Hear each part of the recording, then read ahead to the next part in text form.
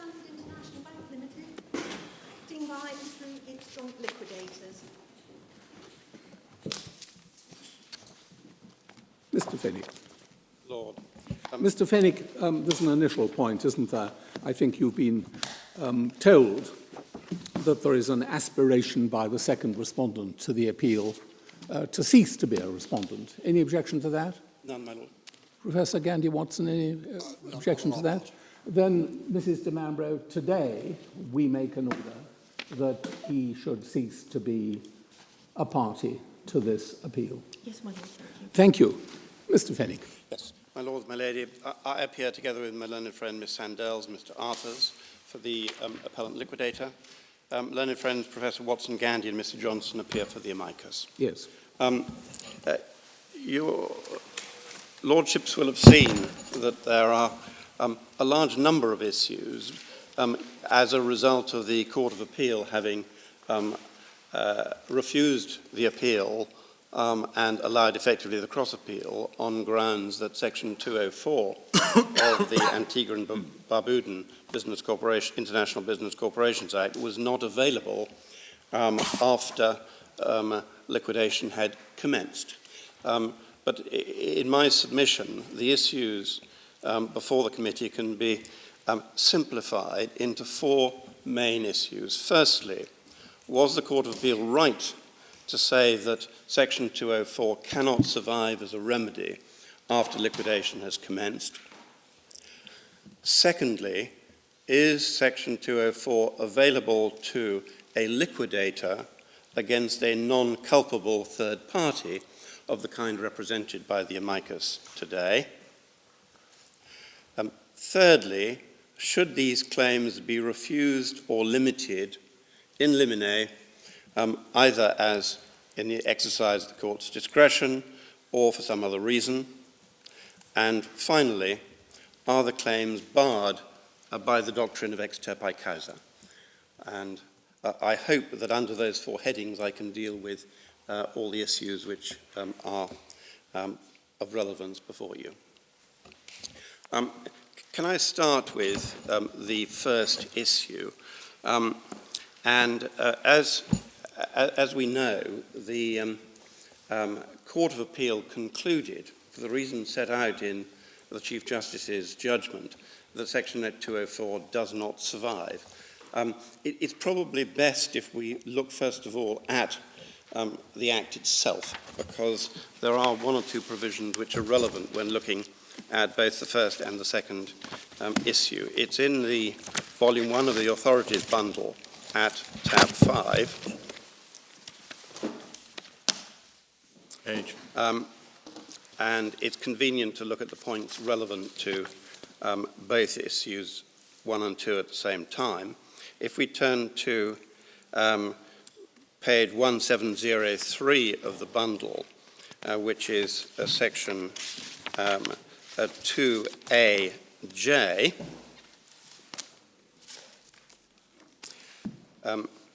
we see that an officer means at 3, any other individual who performs for the body corporate functions similar to those normally performed by the holder of an officer specified above. Is it 2AJ? Is it 21J?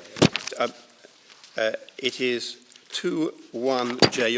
You're quite right. I apologize. Well. 21J. Yes. If we then go on to 200, page 1799, we see that a complainant in relation to a corporation is either to a director or an officer or former director or officer, or, so far as relevant, for any other person who in the discretion of the court is a proper person to make an application under this part. And we say that the liquidator falls within 2, and if he doesn't, he certainly falls within 4 and should be permitted pursuant to 4. Mr. Fenwick, can you lay the background before us a little bit more clearly? This was an application to the court for approval for a future action. wasn't it? Yes. A future action under Section 204. Was it the trial judge's job then to decide matters under Section 204 and Section 200? Yes, you would be a complainant. Yes, I exercise my discretion. Or would that be a matter for the court dealing with the proposed action? Well, Lord, the application was for effectively guidance, as a liquidator often does seek guidance from the court.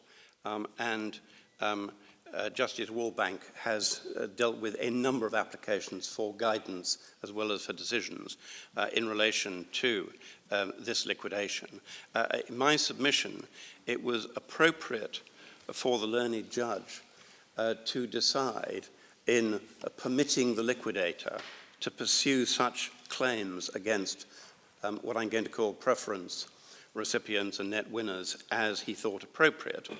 And in doing so, obviously the question of whether that was something which a liquidator could do was relevant to be decided in the first instance. The question of whether in any given case it was appropriate either to bring the claim or to give relief is a matter which is for the trial judge. And in my submission, it would have been inappropriate use of the liquidator's resources to get all the way down to bringing claims against 1 or 50 or 100 or 1,000 preference creditors, only to find that there was no jurisdiction in the first place to do it. I mean, it did seem to me that there was a degree of concertina-ing going on between his role to give guidance and the role of the judge in the proposed action. Well, we respectfully agree with that, because we say that the reason that the learned judge went wrong in deciding that we could use Section 204 to restrict future distributions, he decided that we could not use it in any circumstances to bring claims against those who had received monies for the reimbursement of those funds. And we say that in making that decision, without being in a position of the trial judge weighing the appropriateness of such claims, he was effectively usurping the function of the trial judge. I mean, I think if I was sitting there and being asked for guidance, I would want to know what principles should inform the guidance that I was being asked to give. But I haven't seen much about that in the papers. Well, Lord, I think there is obviously a vast background to this, but certainly my understanding is that it's common ground. Certainly it's, I think, beyond doubt that a liquidator in these circumstances where there are, there's 1.3 billion of preference payments, as I call them, and 200 million of net winners, so 1.5 million. That would effectively amount, if recouped and then redistributed, to 24 cents in the dollar, so a 24% recovery on the initial, on the capital investment of each of those who were left behind when the music stopped. Is that an extra 24 cents in the dollar? An extra 24 cents. Or 24 all in? It's 24 cents on top of whatever has been gathered in and will be gathered in by the different actions which are currently still being pursued. That's assuming all the, if the preference type claims are pursued, that they succeeded against all the preference. Of course, and I should make clear that there are bound to be cases in which it is not going to be appropriate to pursue recovery, where there's been a clear alteration of position, where there's hardship, all of those things. But that leads me on perhaps to answer my Lord's question, which is the principle that the liquidator has sought to pursue is a principle of fairness, whereby those who were behind, in the sense that they didn't get their money out in time, are treated fairly as well as those who did get all or some of their money out.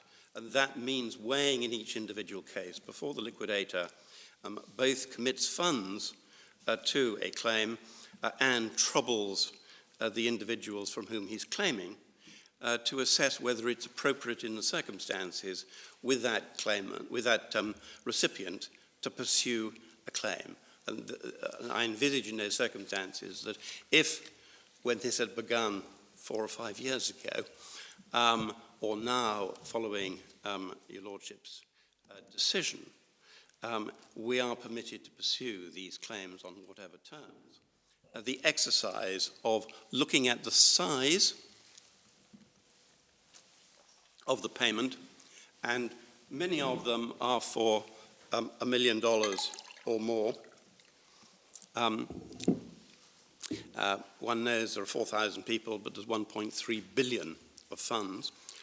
And one asks them, writes to them, to see what their particular reason is why they should not be required to reimburse. And that exercise will take place on a case-by-case basis, but with guidance. And I envisage, and I think it was envisaged when it originally went before Justice Walbank, that if he'd permitted them to proceed, there might well have been some interlocutory guidance periods, appearances. We're proposing to pursue claims against this type of person and that type of person or that type of person. We're not proposing to pursue them against certain other classes of persons, because then one can cost-effectively deal with it. But you can't get to that point unless you get to the stage where you get the court's permission to actually spend money in the exercise in the first place. I hope that's of some assistance. Thank you. Do you know what the anticipated payout in the dollar is likely to be if these claims are not permitted to be pursued, or all fail? I can take instructions. It's a floating thing. There are proceedings in Canada against TD Bank.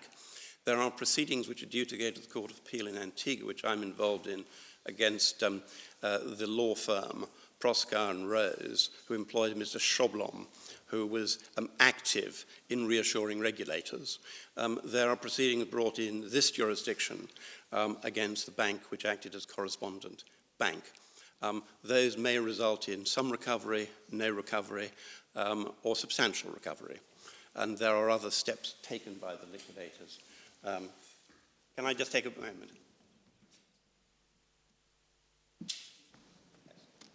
I'm reminded that in the absence of success in one or more of those actions or in this, it's likely to be a very few cents in the dollar.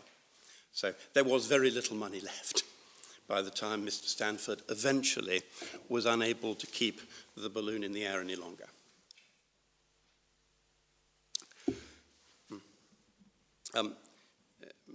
May we then go back to Section 204? Certainly. And we see a complainant, we've looked at the identity, may apply to the court for an order under this section. Unlike some, for example, the case in Galantis in the Bahamas, there is no other preamble. If upon an application under subsection 1 the court is satisfied, say the corporation or any of its affiliates, any act or omission of the corporation or any of its affiliates affects the result, business or affairs of the corporation or any of its affiliates carried out or conducted in a manner, or powers exercised in a manner that is oppressive or unfairly prejudicial to, or that unfairly disregards the interests of any shareholder or debenture holder, creditor, director, or officer, the court may make an order to rectify the matters complained of. And then if we see that the learned Chief Justice said there were 13 possible orders, but of course when one looks at it, the court may make any order it thinks fit, including without limiting the generality of the foregoing, the 13 which are set out there. And I particularly draw attention to H, varying or setting aside a transaction or contract to which a corporation is a party, compensating the corporation or any other party to the transaction or contract, and L, liquidating and dissolving the corporation. There is then... Are you aspiring to do more than have transactions set aside is recovering money under transactions something beyond the setting aside of the transaction? We would say that once the transaction or payment is set aside, then an order for repayment should follow. Very well. Why? I'm sorry? Why? Well, because it provides for compensating the corporation or any other party to the transaction. So if... Okay, so you put L and J together.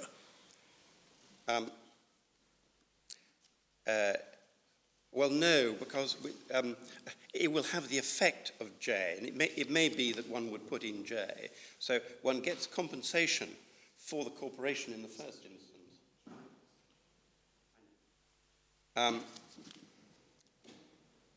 So in H, we get a setting aside the transaction, that is the payment, compensating the corporation, that is repaying to the liquidator, so that an order can be made to compensate an aggrieved person. That would follow, I would submit without any necessary additional order, because any funds which come into the liquidation will obviously flow for the benefit of the creditors as a body. There is no conceivable prospect of funds being recovered which would allow a recovery to the company or its sole shareholder, Mr. Alan Stanford. And certainly I would not be pursuing any appeal which was intended to have that effect. Under 7, there is what we would suggest is probably a pick-up from the Canadian Act and other acts. An applicant under this section may apply in the alternative for an order under Section 301. Of course, complainant is widely described for Section 204, but if we go on to 301, we'll have to come back to a couple of other provisions in a moment. On page 1842, the court may order the liquidation and dissolution of a corporation upon the application of a shareholder. That's what we would, yes, a sort of... Sorry? A bit like an old-fashioned just and equitable winding up petition. Yes. But it's only the shareholder who can apply under 301. So the machinery by which a creditor, to take an example, under Section 204, could apply for an order under Section 301, which is available only to a shareholder, would need a little bit of wrestling with the wording in order to make it work. But what is important, whilst we're on 301, where there is an application of a shareholder and the court satisfied any act or omission is oppressive or unfairly prejudicial, or unfairly disregard the interests of any security holder, creditor, director or officer,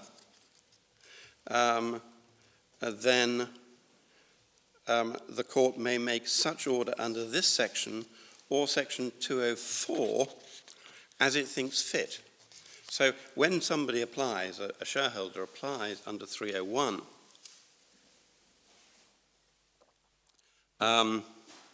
for a just and equitable winding up, in effect, the court can make any order under 301 or 204 that it thinks fit. And that is the first of a number of indications that Section 204 is intended to operate a post-liquidation, and I can test it in this way. Assume that there is some conduct which is oppressive or unfairly prejudicial to a creditor, whether the complaint is made under 204 or 301. If it's made under 301 and the court makes an order winding up the company that is liquidated and dissolved, can it then go on to make an order that the liquidator should investigate with a view to making orders or seeking orders under H, setting aside transactions? 301(2) speaks of an order under this section or Section 204. Yes. Are you suggesting it means and/or? It's probably and/or, but it may not matter, because once you go to 204, one of the orders which could be made, as we've seen at 1801 under L, is an order liquidating and dissolving the corporation. So the order could be made under 204, both for liquidating and dissolving the corporation. I mean, it was very common in the English regime. I know this isn't a lineal descendant from the English regime, but it's an ancestor, for the court being faced with an unfair prejudice claim, decide in the end that the best solution is liquidation. And in a sense, the alternatives of liquidation and some sort of unfair prejudice order falling short of liquidation were well-recognised procedural alternatives. But I'm not quite sure how you get to the notion that you could make an order for liquidation and then some kind of special order under Section 204. It sounds, looking just at 301(2), it sounds as if the court can, although a party has made his application under 301, the court can make a 204 order. Although a party has made its application under 204, the court can make a 301 order. Yes, but I understand that. But of course, if the court decides, I mean, take the position where there is oppressive or unfairly prejudicial conduct, and the court decides that the company should be wound up, either because it should be just on equitable grounds or because it's insolvent, then there has to be a mechanism, unless you delay the winding up until you've worked through all the other orders for correcting the oppression under subsection 3 of 204, that power has to reside within the liquidator.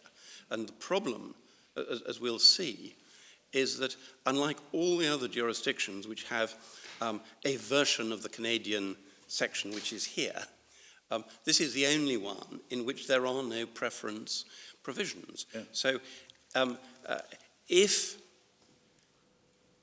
the Chief Justice is right, and the Court of Appeal were right, to conclude this is not available once the company is in liquidation, then it would effectively mean that if the company turns out to be insolvent on investigation, unless the court can in some way postpone the appointment of a liquidator despite the insolvency, then there is no mechanism by which unfair and prejudicial transactions can be set aside.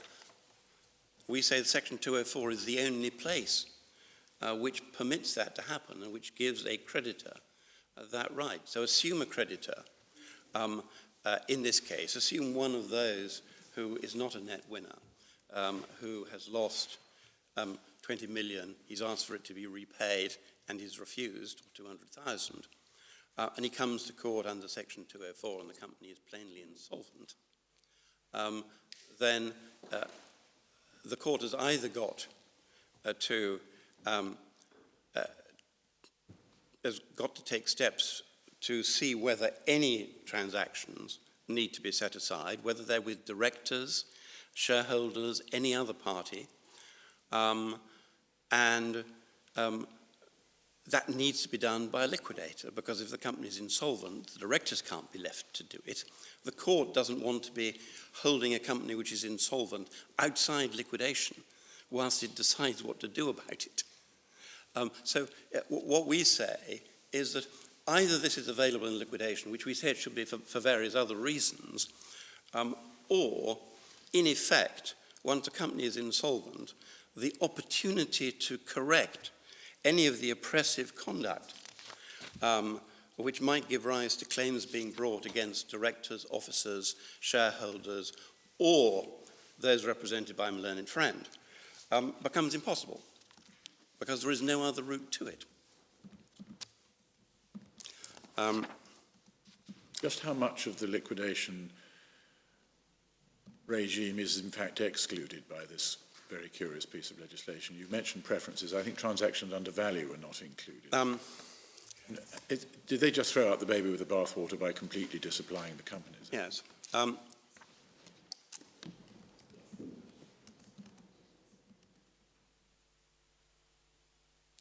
Presumably Liquidator can still bring misfeasance claims against directors and things of that kind.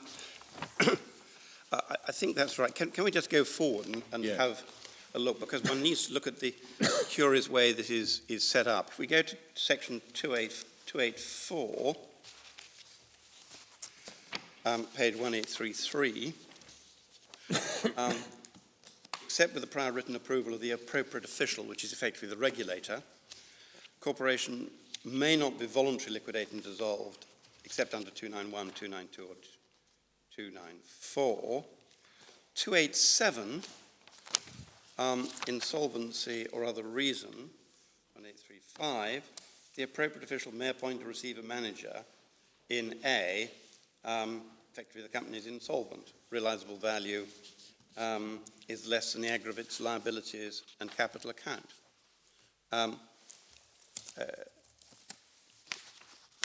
Then I think we can go 291 is voluntary, winding up doesn't apply. 300, page 1841.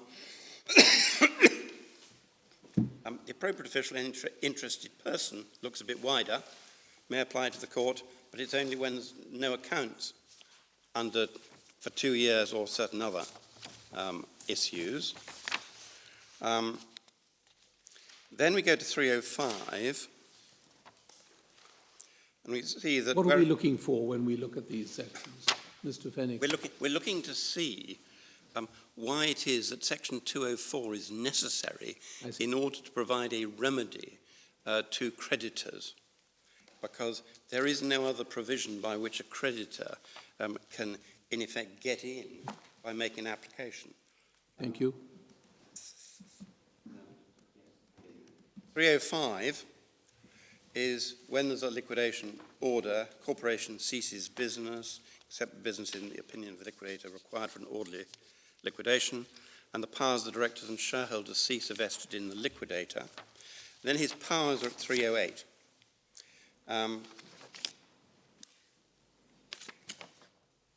And what you will see his powers are effectively bring, defend, or take part in civil proceedings in the name and on behalf of the corporation, carry on business, borrow money, settle or compromise claims, by or against the corporation, make financial provision, do all other things necessary for the liquidation of the corporation. Now, that, in my submission, would make it within the power of the liquidator to bring an application under Section 204, as he has, but does not give him any power to correct a preference. So we're thrown back nor to set aside transactions at under value. He presumably can bring misfeasance claims on the footing that that's an asset of the company which he's entitled to realise. As the Court of Appeal found in a throwaway line in relation to this, he can use the common law, but he's got no statutory powers to do so. Sorry, I'm not with you. Under section, what can he do under section 308? Under section 308, he can use any common law rights or powers, but as the court knows, in terms of preference, the common law ceased developing a very long time ago when it became subject to statute and has developed. And really, the common law approach is not pursued. It was raised at first instance because the task of actually bringing the common law preference principles 150 years up to date in one swoop raises issues. And we say there's no need because 204 provides an effective statutory provision which we can rely on. So your position is that common law preference, that which was around in this country before the mid-19th century, survives or has resurrected itself in Antigua because of this particular piece of legislation? It's been... Or rather because of the exclusion of the Companies Act to this particular type of company? Well, if Section 204 is not apt to permit one to recover what are in effect preferences under 204, then it would be necessary to revive the common law preference principles and bring them up to date in order to have any prospect whatever of correcting any preferences, because there is no other route to it. So that's one reason why they should be given a broad construction. Yes. Exactly. I mean, why would one want to do that? And that takes me to 371 on page 1878, which, as we've quoted, is to receive such fair, large and liberal construction as will best ensure the attainment of the purposes, encouraging the development of Antigua as a responsible offshore financial trade and business centre, and various other incentives. Well, if the position is that there's a sort of hard luck policy in the liquidation of an international business corporation, whereby preferences can't be corrected, then unless this committee is satisfied that to leave the loss where it falls in the circumstances of this case, which is different to Fairfield Century, as I'll demonstrate, that would not, in my submission, encourage the development of Antigua and Barbuda as a responsible offshore centre, because it would mean that if you're second in the queue, you have no means of having wrongful conduct put wrong. And it's not just in this case. Of course, it's any act. If you can't deal with any misfeasance of a director or any other transaction which needs to be set aside, then the investors will suffer, and the purpose of the Act will not be met. So You don't have any problem with misfeasance, do you? I'm sorry? The liquidator has no problem in pursuing a misfeasance claim, does he? Proceedings? With a misfeasance claim against directors? Yes. Again, under the common law, he can, Yes. he can do that, yes. Yes. Well, he just says the director's broken his fiduciary duty and seeks to bring him to account. So when one looks at this, and before we look and see what it is that the Chief Justice has done and how it sounds elsewhere, one can see that there's a broad discretion as to who's a complainant. A liquidator is, in my submission, an officer because after the liquidation he takes over, as we've seen, the powers of the directors under 305 1B, and the wording of 204 is wide enough in itself to permit this kind of application by a liquidator to vary or set aside a transaction or compensation of agreed person or any of the other orders which is set out under 204.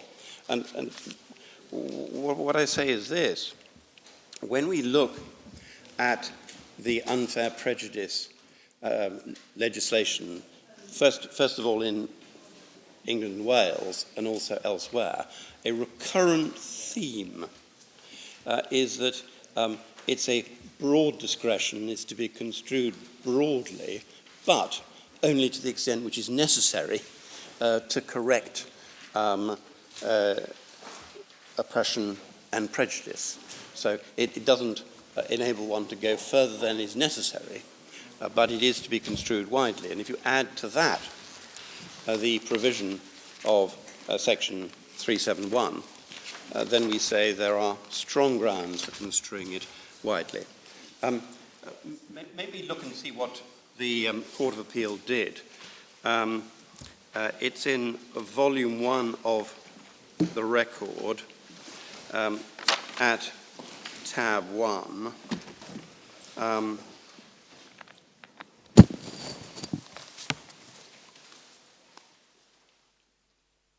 And we can pick it up at page 11, paragraph 15. Sorry, page, is that transcript page, bottom of page 11? This, it's, yes. My volume 1 has got the wrong numbering in it of the record. No, I think that's right. It is page 11. It is page 11. Yes.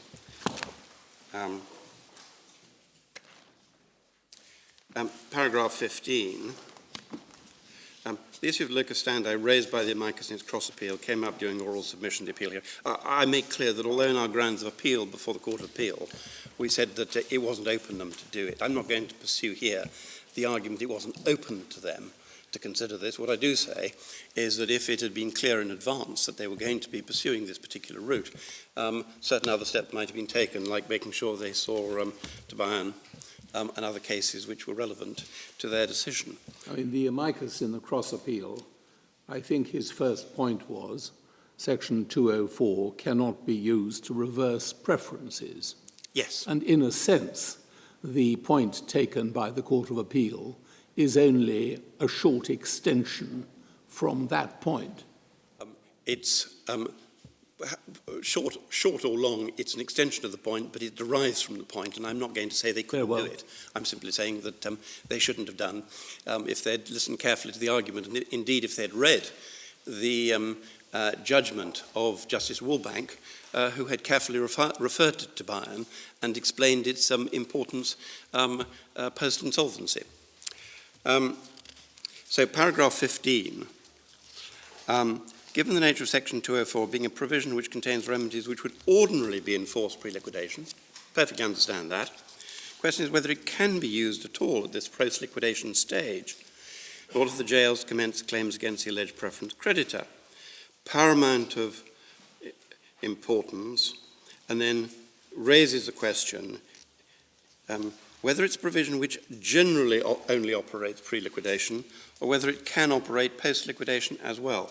Well, although the word generally is there, the sense of the judgment is it a provision which only operates pre-liquidation? Because generally would suggest that it can be used post-liquidation, which they held that it could not. She then says it hasn't been considered before by the courts.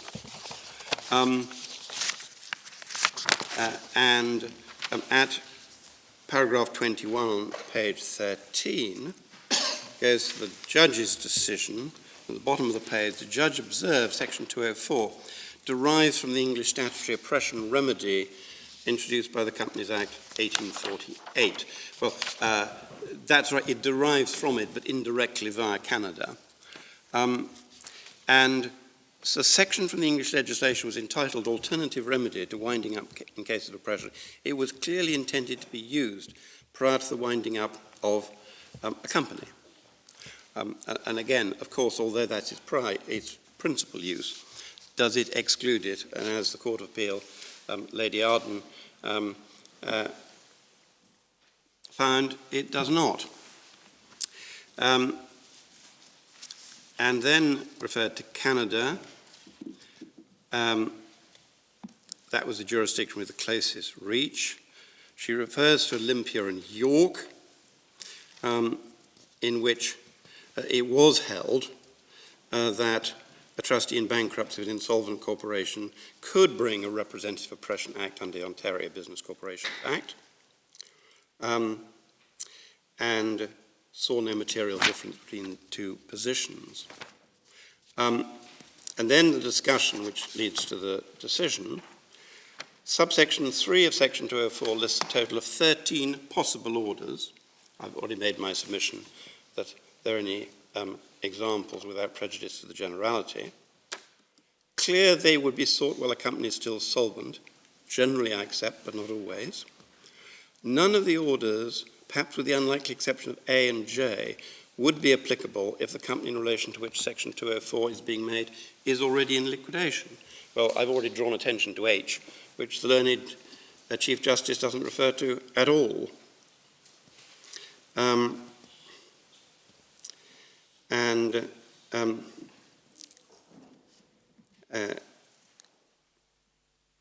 Then refers to dissolving the corporation, refers to 301, and then goes to Canada. And at the top of page 17, paragraph 26, significant in his authorities, the unfair prejudice actions were brought pursuant to Section 204 before liquidation commenced. The fact the court was not referred to any authority except Olympia discussed below, where Section 204 was engaged post-liquidation, tends to suggest an action pursuant to this section contemplates a claim being brought before liquidation is ordered by the court. Fact, the provision anticipates one of the remedies is liquidation. There is another section that deals with putting the corporation into liquidation, strongly supports the notion Section 204 is not meant to be sought post-liquidation.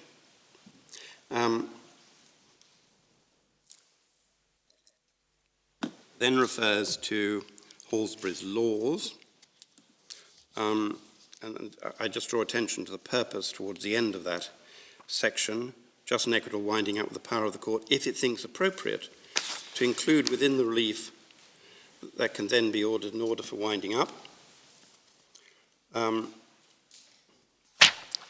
Reference to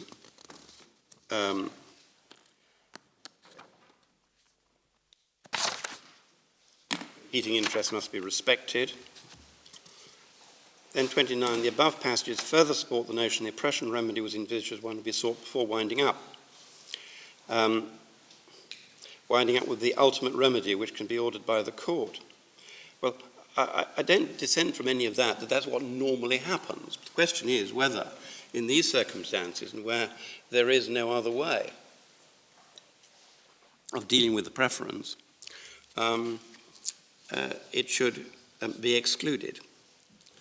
And then Olympia and York, which I'll look at in a moment. The learned judge cited a case of Olympia and York, arrived at the conclusion it could have, comparing a liquidator with trustee in bankruptcy. This is, in my view, not an authority which can be used to support the making of the general statement that a liquidator has locus standi to bring an action under Section 204, far less on the basis of an oppression action aimed at recovery from non-culpable third parties. And then over the page, at its highest, the authority can be taken to show there may be specific cases in an insolvency situation which it may be necessary and most effective to use the oppression remedy as opposed to some other in order to achieve a just result. Circumstances were not identical. Now, again, I entirely accept the circumstances weren't identical, and the fact that it was used in Olympia and York doesn't mean of itself that it can be brought in order to reverse preferences.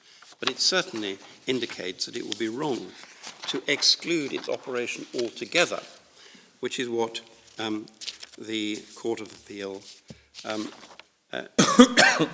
did. And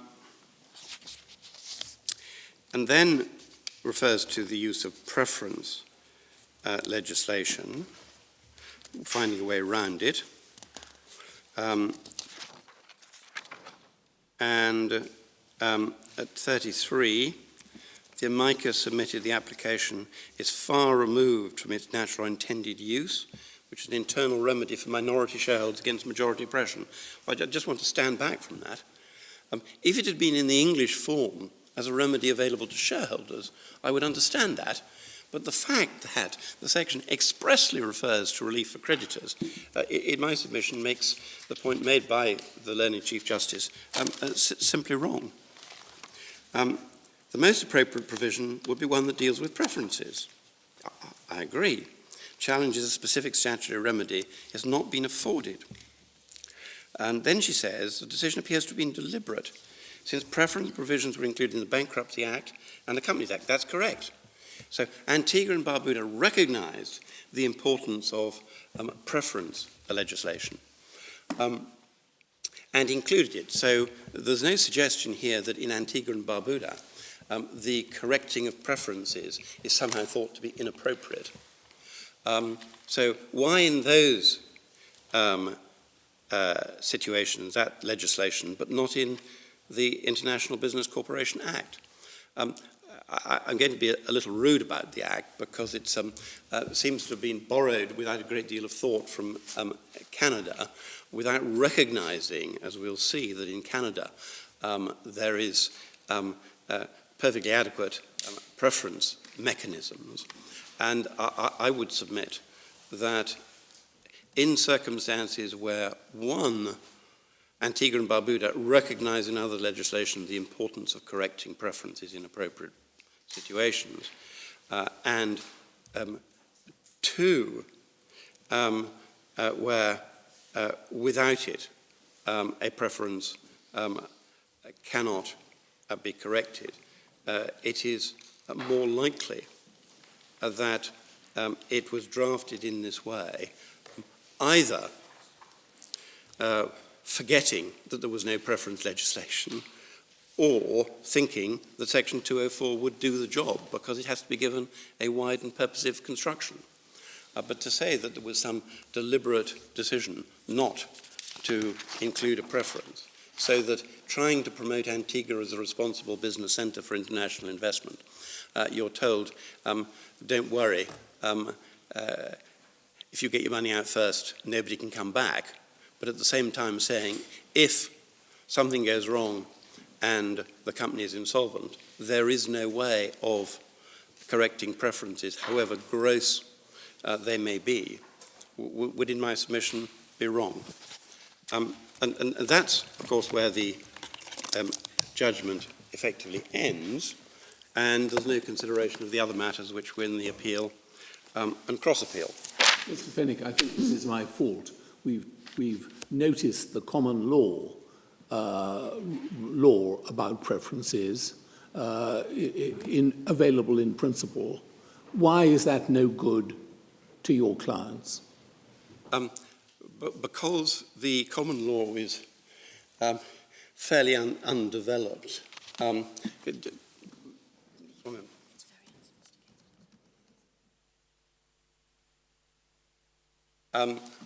It's pretty unsophisticated. When it was, the cases were being on foot and dealt with, we didn't have this kind of business sophistication. It's undreamt of.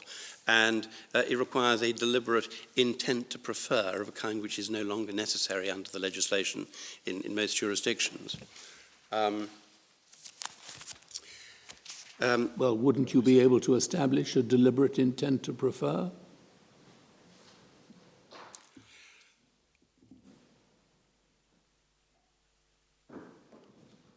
I mean, this was abandoned at the stage when... Is there no requirement for intent to prefer in the ordinary company's legislation of Antigua? There has to be an attempt, an intent to, in effect, put one group of creditors before another, yes. The common law is more extreme. I'll come back on that if I may.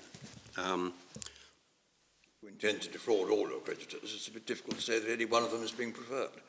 Well, except one is being paid.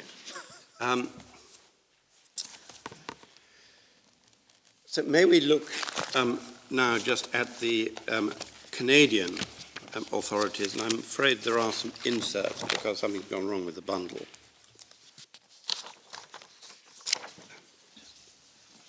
Very well. And in tab 1 of volume 1, we have the Ontario Business Corporation Act. A complainant, and there should be a page 1675A, is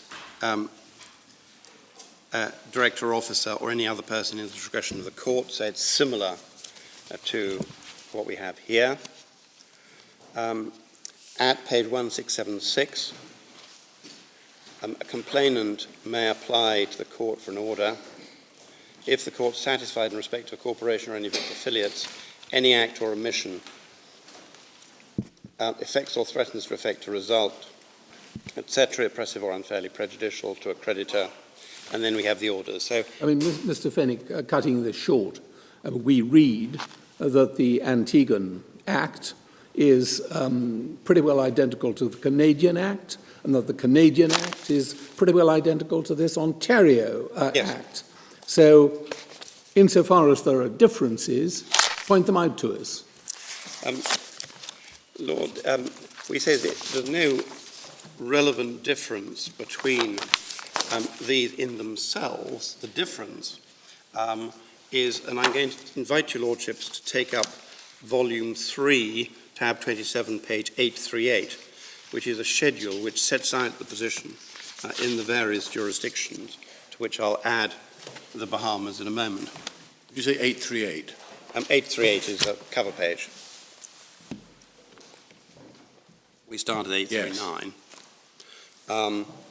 This was part of the submissions. There's preference legislation under Section 239 of the Insolvency Act in England and Wales. What's the page number? I'm so sorry. 839, my lord. What are we looking at? Volume 3 of the record. For the record, forgive me. Thank you. So, in England and Wales, there are preference legislation, Section 239. There's no equivalent provision.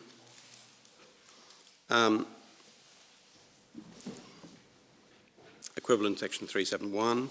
Standing, a member of the company or the Secretary of State. A creditor does have standing to wind up a company under Section 124 of the Insolvency Act. So the difference is here from Antigua and Barbuda, if Section 204 doesn't do the job, is they have preference legislation, which Antigua doesn't have, and a creditor does not have standing to wind up a company in Antigua. In New Zealand,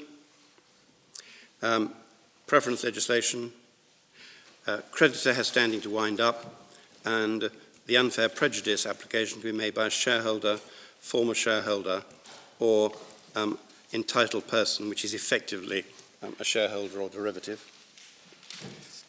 Canada has Section 95 of the Bankruptcy and Insolvency Act, Section 100 of the Winding Up and Restructuring Act. It has standing for a creditor to wind up a company, and as we've seen, a complainant may apply, includes unfair prejudice, suppression of a creditor's interest, identifies who the complainant is. We've looked at that. South Africa has preference legislation. Shareholder or director only has standing to make the application.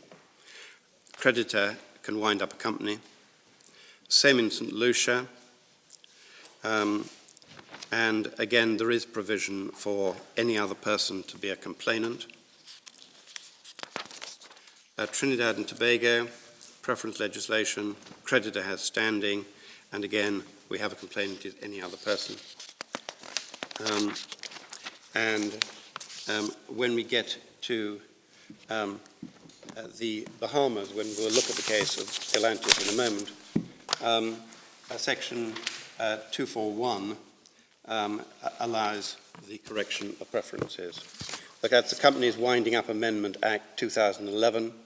Section 241 deals with voidable preferences. 242 deals with dispositions and undervalue. Section 241 has a 6-month before liquidation provision. Section 242 are undervalue transactions with the intention of defrauding creditors. So when one looks everywhere else, all of the other systems which have this kind of unfair prejudice suppression legislation have standing for creditors to wind up and has preference legislation. So one would have to conclude that there had been a deliberate intention in Antigua and Barbuda to refuse such relief to a creditor, including an investor in an international business corporation, and that it was intended to allow preferences to lie where they fall. We say that simply Were you submitting that a creditor can't apply to have one of these companies in Antigua wound up? That's correct. There's no provision under the Act. We had a look at the sections. Well, they can use 204, can't they? Who needs 204? Yeah, you could rely on oppression and then get a winding up order. Yes. You couldn't simply say that your debt hadn't been paid. Is that your point? Yes. But of course, if there's been oppression and there's a creditor, then they can apply to wind up. But it's fairly devoid of benefit to them if they apply to wind up and are successful, but the liquidator cannot pursue any recoveries for their benefit because the rest of Section 204 mysteriously disappears at the point of the appointment of a liquidator.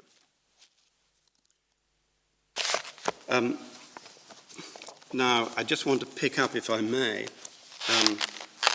a couple of the cases as we go through. At tab 6, a case that Lady Arden is familiar with in a different context, which is the Apex Global litigation. Mr. Justice Voss, as he then was, at page 1895,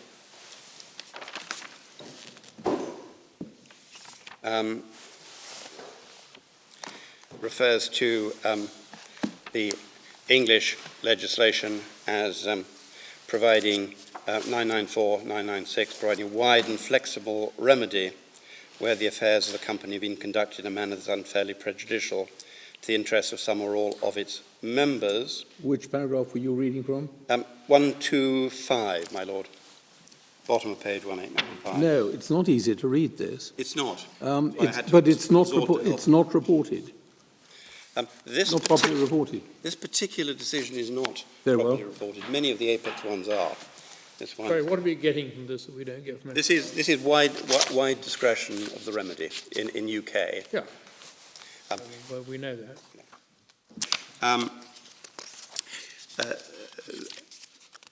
Then we have at tab 7 a decision which the Court of Appeal relied on as distinguished from Olympia and York.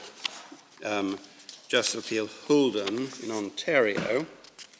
One looks at the finding at page 1900,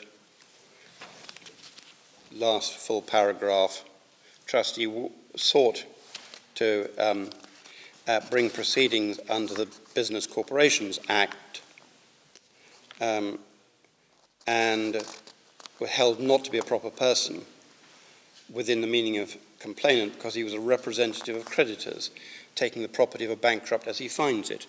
Now, he was, however, permitted to bring proceedings under Section 100 of the Bankruptcy Act, so he wasn't left without any remedy, and it was just the alternative form of remedy that was denied. And the situation is very different. One goes to the bottom, to the middle of 1903, at the end of the long first paragraph on that page.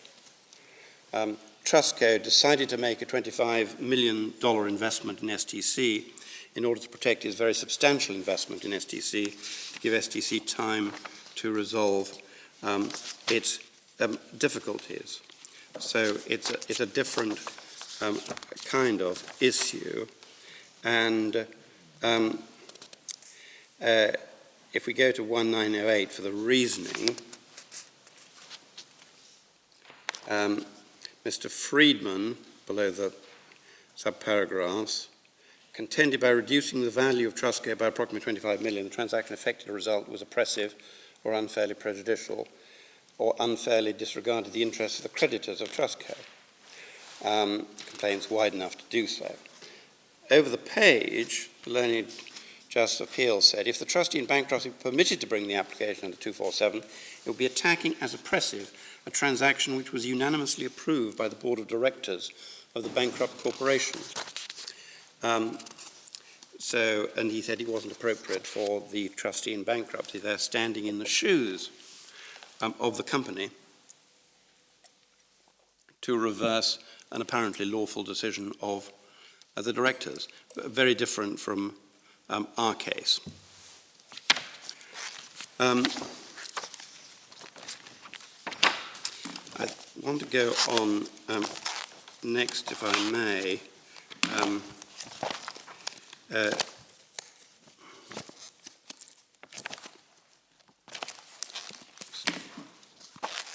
second.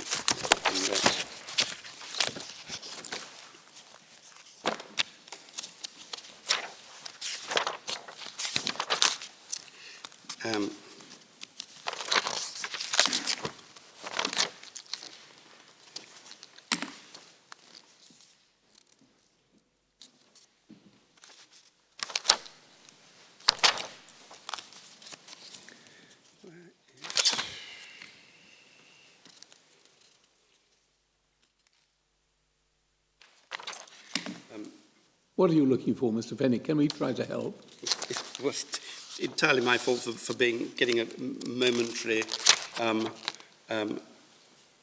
blindness.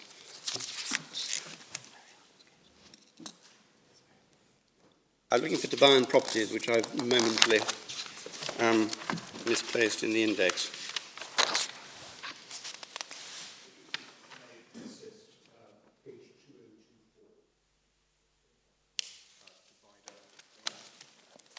Thank you.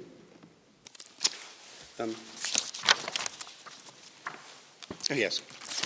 I keep looking at Maidment and failing to look at Dubai. It's entirely my fault.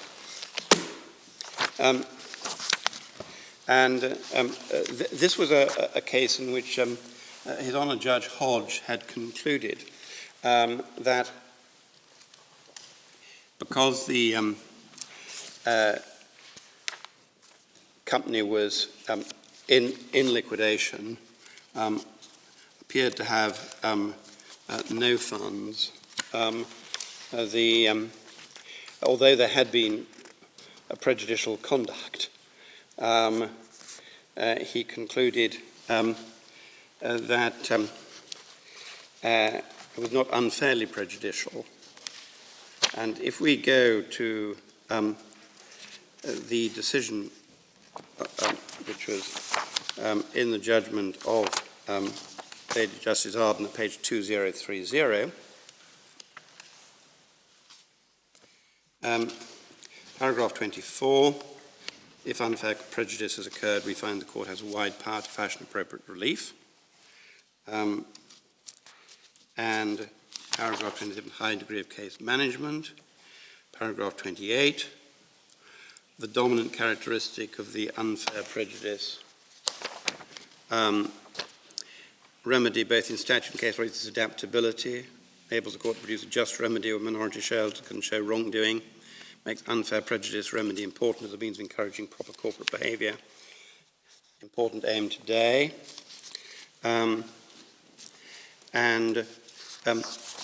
What the court decided was that it was wrong to find that there was no unfair prejudice because the company wasn't worth anything, and that the matter should be remitted for investigation. And if it turned out, as it no doubt would, that the director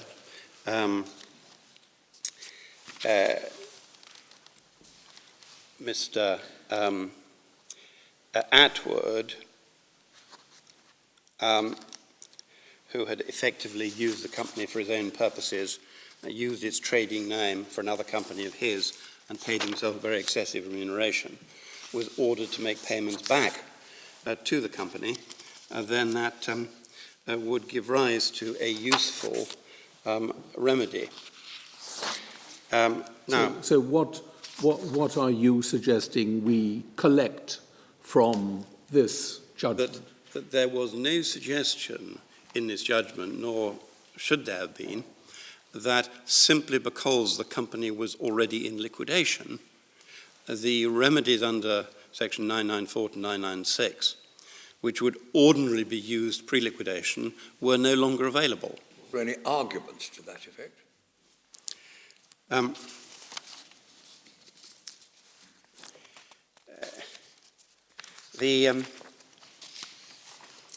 Well, as if it was just assumed there was no problem. No. I don't think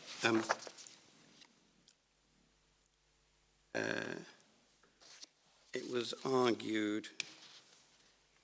Would you like to come back to Sir Andrew's question after the short adjournment? That would be helpful, yes. Very well. I think not, but I'll double check. The case is also reported in 2013 business law reports at page 753, where, of course, there is a useful headnote. Great.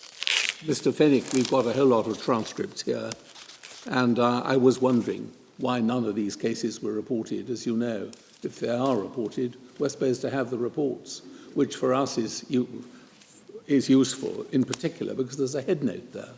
So I think there's been a failure on the part of your solicitors I fear that maybe to so. I will include make sure the that- proper reports. Yes, I And apologise. in their next appeal, will they remember that? I'll make sure they do. Thank you. Well, can we now look at in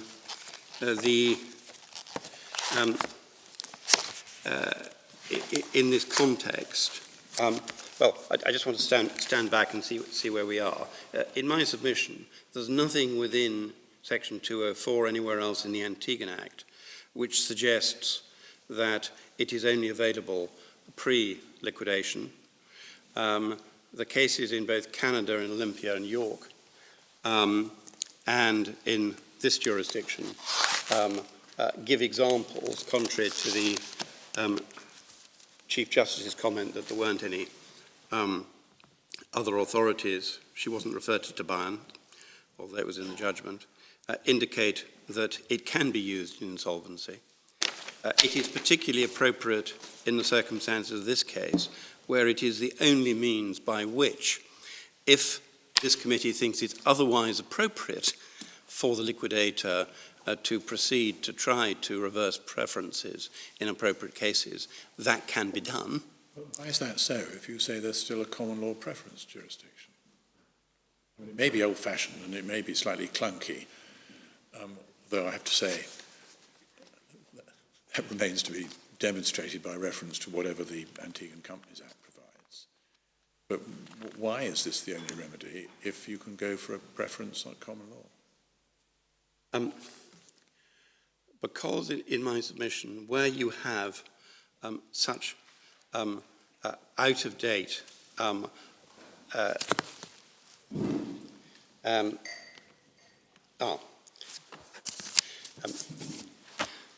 Miss Sandels is gagging to tell your lordship about it, and I would hate to do it. If it's convenient, I'll let her do so now, and then I'll move on with my submissions. Well, why don't we take that course? Yes. Ms. Sanders. Thank you, my lord. I apologise. It's simply because we dealt with this at first instance. And I don't think this has actually got grips with all our efforts. Well, there's been a lot for him to get to grips with, to be fair. There has indeed, my lord. Yes. We've made him focus on other things. The complication is the way the Companies Act and the Bankruptcy Act have developed, as opposed to the way the common law started out. So if we start by looking at the Companies Act in Antigua, we can see the kind of preference legislation we're dealing with. And you will need Volume 2, Tab 22, sorry, Tab 21, and it's page 253 in the electronic Bible.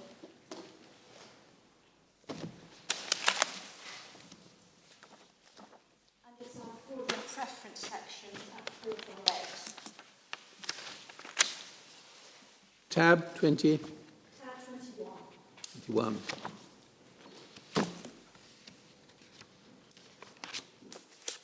This is the domestic legislation. This is the Domestic Companies Act, which Thank is you. expressly disapplied in the case of the IBCA. Yes. Yes. So we can see from that that you're talking about effectively any transaction which would be deemed to be a fraudulent preference in the bankruptcy. Yes, so it applies the bankruptcy test. So we're cross-referring back then to tab 21, and tab 20, and looking at the domestic section on page 2251, which is section 44. Yeah. And there you have every conveyance, transfer, etc., made by a person unable to pay his debts as they become due from his own company, in favour of any creditor. With a view to With a view to of. preference. Now, the important point here is whether the giving of such preference is his sole view or one view among others, if he's then adjudged within 6 months afterwards. Yeah. Now, then when we look at the common law position, bearing that in mind, there were written arguments about the common law provisions in both sets of proceedings, both sets of written submissions before the first instance judge. And we can find them at page 714 of the electronic Bible.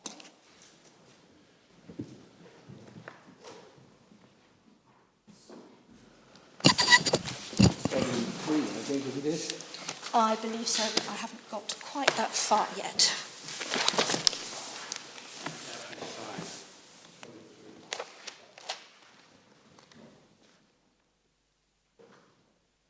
Sorry, this is your... These are the first instance submissions, written submissions for the judge. And it's tab 25 in volume 3. So you can... Is the common law best collected from council submissions? Yes, my lord, I would submit it is, or at least for present purposes it is. What you have at this point is the liquidators attempting to say that common law preferences were wide enough to cover the situation if Section 204 didn't. And Professor Watson-Gandy responded by saying no, they weren't. So I'm taking you first to the liquidators' submissions, and then you can see the response from Professor Watson-Gandy, which explains the difficulties that the liquidators would be facing. Okay. So with the section starts at paragraph 50, but the authority citations that you need to look at, my lords, are at paragraph 55 on page 715.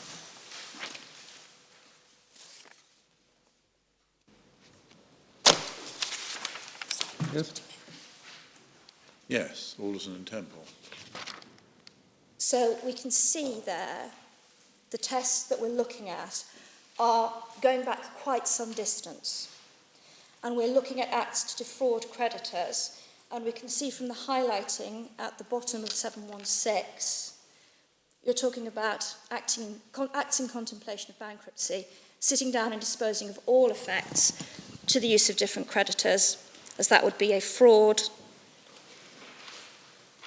and cannot be supported. And then we have the quote from Thompson and Freeman in paragraph 57. A bankrupt in contemplation of his bankruptcy cannot by his voluntary act favour any one creditor. But if under fear of legal process he gives a preference, it is evidence that he doesn't do it voluntarily.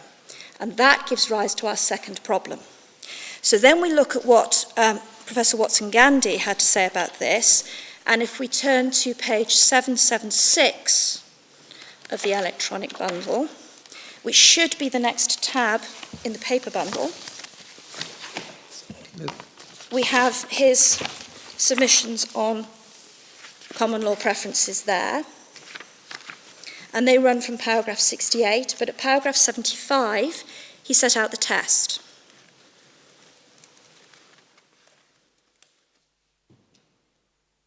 So, to show a fraudulent preference under the common law, the act must be voluntary, in contemplation of bankruptcy, and you have to explore the state of mind in two directions. And then we look at Lord Westbury's test in the next paragraph. And it's the last line that gives us particular difficulties in this case. It was an element of the common law test that the payment had to be made without any pressure or demand on the part of the creditor. That's no part of the statutory test. And it's a particular difficulty in this case, of course, because a lot of these payments out were made in response to demands for redemptions. And then you get into the difficulty of whether those redemptions were redemptions which the applicants were entitled to because they were at the termination of the certificate of deposit, or whether they were voluntary because they were early redemptions. And you get into a lot of potential difficulties that simply don't arise under the domestic statute or if we apply Section 204. And the second element of the test is not in the ordinary course of business. Now, of course, that also raises an issue in respect of Stanford Bank, because there's a big question about what is the ordinary course of the business. To the outsider, to the creditor, the ordinary course of the business is to take deposits and then pay them back on demand. That appears to be what was happening in the run on the bank at the end. To the Stanford insiders, to Mr. Stanford himself, the ordinary course of business is running a Ponzi scheme. And making payments out in furtherance of that Ponzi scheme and trying to hide it would be his ordinary course of business. So you are in difficulties with these elements of the test. And we're trying to move the common law on to catch up with the statute, which has removed all of these things. There's no question of ordinary course of business. There's no question of being pressed for payment or voluntary payments. I don't know whether you want to answer this or Mr. Fenwick does, but if, in their wisdom, the Parliament of Antigua, legislating for Antigua, decided not to include a statutory preference regime for ICBAs, but to leave the common law regime there with its attendant difficulties, Why should it be supposed that Section 204 needs to be resorted to in order to enable you to do better? Well, it rather begs accepting the premise of the question, because the only reason that these sections don't apply is because of that one line at the very end of the Act saying that the Companies Act doesn't apply. Yeah. We have to remember that in the rest of the jurisdictions that use this section, they don't disapply those domestic ones, and they cross-refer. So those liquidators' powers that Mr. Fenwick referred your lordships to would include those powers under the other legislation. So it appears more to be an accident than design, particularly given all of the other problems that we have in the Act and the difficulties with the cross-referring and how things operate. So it's a big jump to assume that it was deliberate, and there's no evidence to suggest that it was deliberate, particularly given that they have introduced a preference section into the International Banking Act that came in after all this came to light.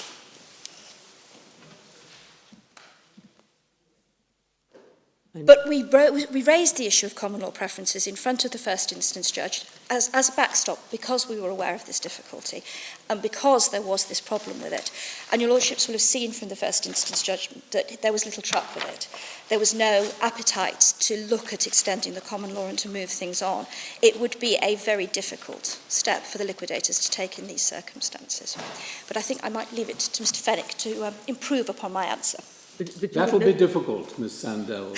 But you would no doubt say that if, on its true interpretation, the section gives you an additional remedy, you are entitled under the common law to choose which of those sections you avail yourself of. Precisely, my lady, yes. Thank you. I certainly couldn't have been as eloquent. Lords, of course, there is that common law remedy, but, and I quite accept that if it was clear from Section 204 in the context of the Act that this was deliberately intended to exclude a claim by the liquidator in the liquidation, we might be thrown back on the common law, but there is no need to resort to such an uncomfortable remedy as Ms. Sandels has described, in circumstances where the actual words of Section 204 are perfectly wide enough, together with the 371 encouragement to give them an ample construction, that there is no reason to limit it. And there's no policy reason identified by the Chief Justice. The Court of Appeal's decision was said it's generally used, and I go back to her original wording, it's generally used pre-insolvency, therefore it can't be used post-insolvency, and that is a non sequitur.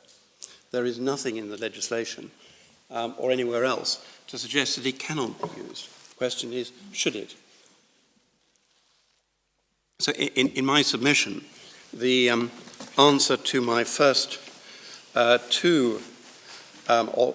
first proposition is that Section 204 remains available in Antigua as it does in Canada and as it does in the United Kingdom, in a different wording in the United Kingdom, during liquidation. I quite accept per galantis, which I'll come to, that it's not available after the company has been dissolved because there's nobody left to do anything, and there's nobody left, as in galantis, for it to bite on. But we say it is available. We say it's available to the liquidator, and I deal with the second part of point 2, which is my learned friend Professor Watson-Gandy's argument that it should not be made available against a non-culpable third party. Now, there is nothing in the wording of Section 204 which limits it in that way. We can perhaps just go back to it in Volume 1 at page 1801. It provides a wide remedy at H to vary or set aside a transaction or contract to which a corporation is party, compensate the corporation or any other party to the transaction or contract. So there's nothing there to prevent it. And really, of course, what Professor Watson-Gandy is doing is trying to obtain for his clients, or those interests he's representing, a better outcome. And that is really something which should be dealt with in point 3, whether the claim should be refused or limited as the learned judge did. And that's the topic to which I now propose to turn. Just before you leave 2, a possible argument, and I don't recall whether it's being run against you or not, but help me with it, is that the unfair prejudice statutory regime really grew out of the superimposition of equitable principles upon the otherwise apparently strict and beastly application of black letter law by the company and its directors. Generally speaking, equity treats with special favour those persons called equity's darling, since by definition all the third parties who you propose to sue were creditors, that is, they were entitled to receive payment of what they asked to be paid because it was a debt which was owed once they demanded it. They are all, since you don't suggest any of them were in the know, equity's darling. That's where I will... Are you going to deal with that in point 3, are you? I deal with that in point 3. Okay, well, I don't mind where you deal with it. But I'll pick it up more or less straight away. There is a distinction between the case in Fairfield, which I'm going to look at in a minute, and here. This is not a case in which there is an innocent creditor who is entitled to be paid. In each case, as the evidence demonstrated, there was this is not a case in which the investors became participants in a fund with an interest in the fund. It is not a case in which they had a right to be paid at a price which had been declared as the net asset value of the fund. It's a case in which they were entitled to call for their money and interest, but only if and insofar as there was money available to do so.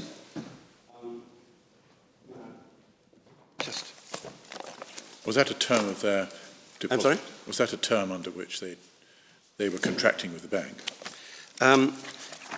Yes. I just find if we go to volume 2 of the record, we have an example.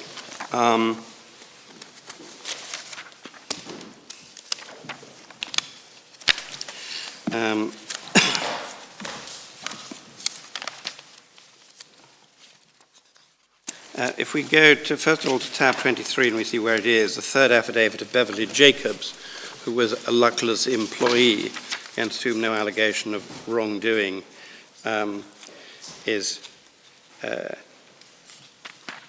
asserted, and what Did you have a page number? Yes, of course, I'm just getting to the page number.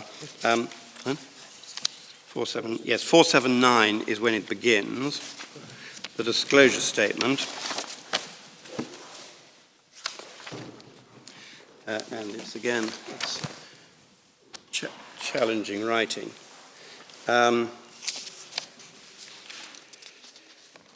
First paragraph, participation in the certificate of deposit program.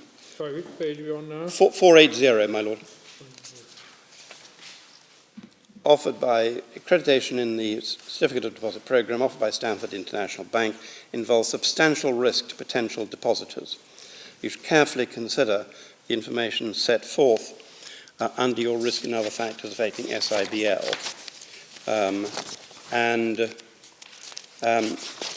Going to just, if we go to 484, we see what happens all going well on the general overview. Third paragraph. For the fixed CD and the flex CD during the life of the CD deposit, you will receive interest on the principal balance at the rate for the maturity selected as published at the time the CD deposit is established. We'll periodically establish published rates. Maturity will provide the principal amount plus any accrued and unpaid interest.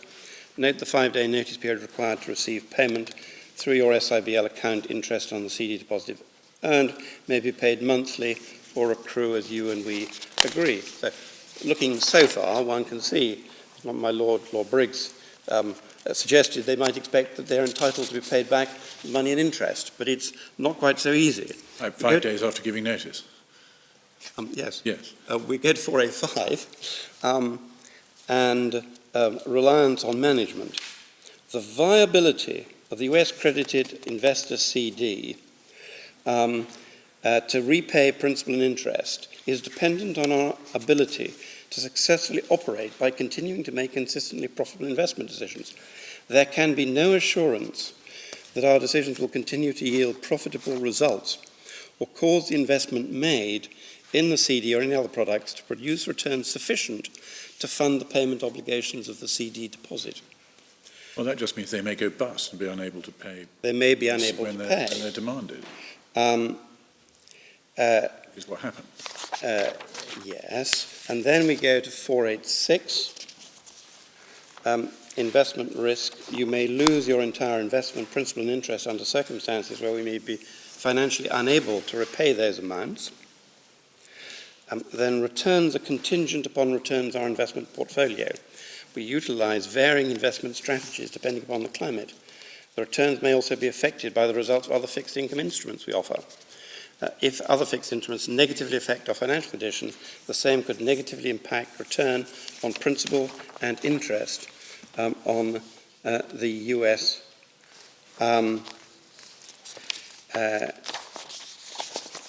Well, thus far, Mr. Fenwick, we've just seen lots of cautionary warnings about the risks you're taking by investing in these certificates of deposit.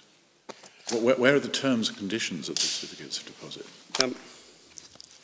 Well, like everything else about this, there's not a lot of terms and conditions about it. Yes. We go to 493. Right. We attempt to offer our depositors a rate of interest on their deposits that's very favourable when compared to rates generally available. This is due in large part to the returns we realise whilst we continue to invest our portfolio in a diversified manner consistent with our past investment strategy. No assurance is to be made that future returns will permit us to continue to pay depositors a favourable rate of interest on their deposits. In short, past performance cannot guarantee. Are these fixed or results. floating rate deposits? Sorry? Are these fixed or floating rates? Are these? What is the mechanism for setting the interest rate under these CDs? It's set at the beginning of the period on different products. If you go back to 488, they have fixed CDs, index-linked CDs, guaranteed rate of return, index-linked return. So there are various different kinds of So there is, whether or not this is the contract, this is a summary of systems for calculating interest, which is quite mechanical. But what they're told and warned is they may not get their money. Now, what does this mean?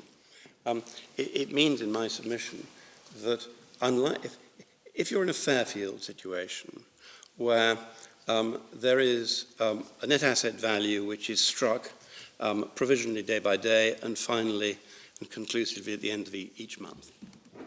If that is set and the directors set and publish that return and there is no dishonesty involved, then, as found in Fairfield, the investor is entitled to his share of the value of the fund as declared. In this case, unlike a bank will offer me 3%, 4%, 5%, 10% return on my deposit. It doesn't say if the bank has a bad week, you won't get it back. That may be implicit because a bank may go bust, but it's not part of the terms by which they offer. They're offering to return the capital plus interest at a given rate, subject to there being sufficient profits made by the trading. So are the liquidators saying to all the creditors who are approving in the liquidation, actually you're not entitled to anything because we haven't got any money? They're all they're all entitled to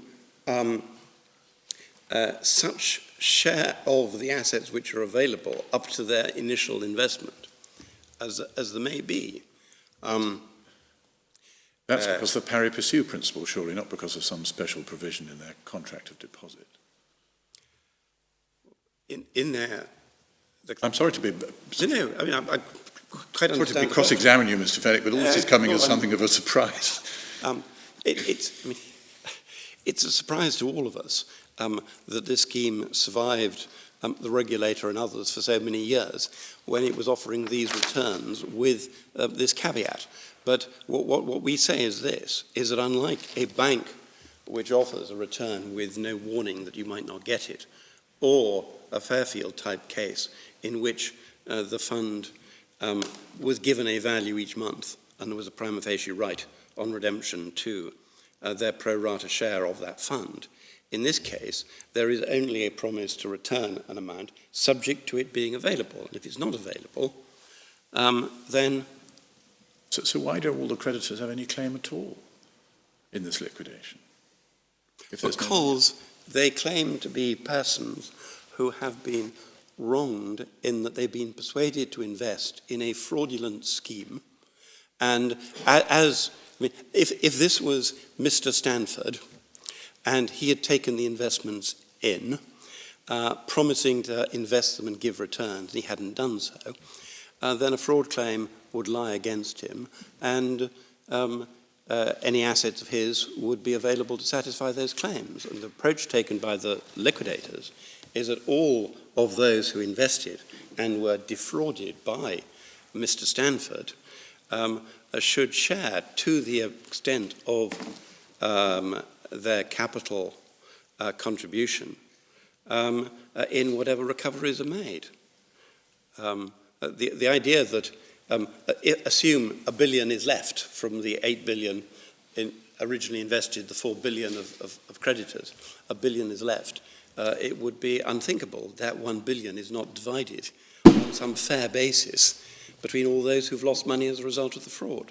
So they do have claims within liquidation.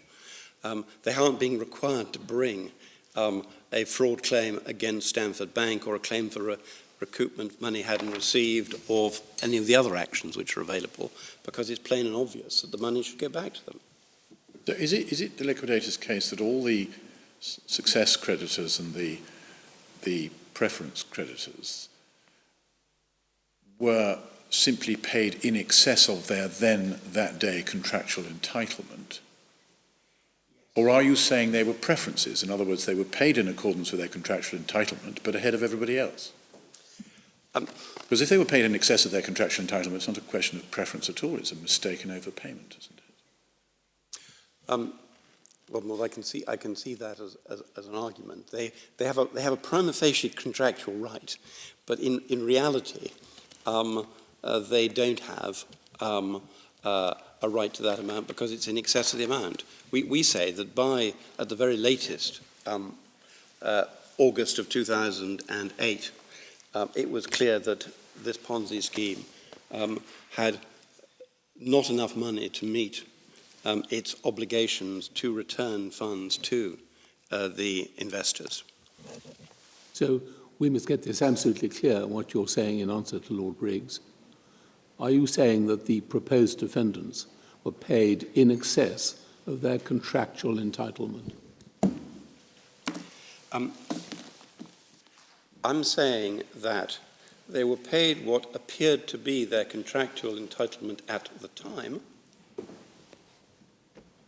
but that because the company was in fact insolvent, they do not have a right to retain that amount of money where it is a preference. Now, you could put it, they have no right because there is no right to be paid more than the value of the fund. You can say they were prima facie entitled to be repaid, but it was a preference.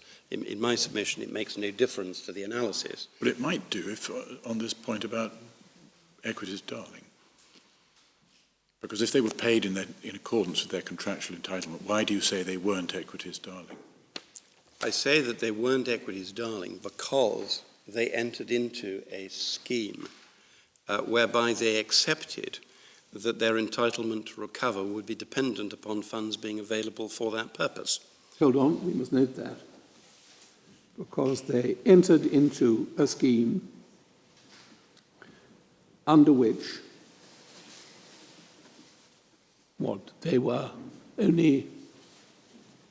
they entered into a scheme under which what? Under which they were only entitled to recover the amount promised to them to the extent that there were funds available to do so.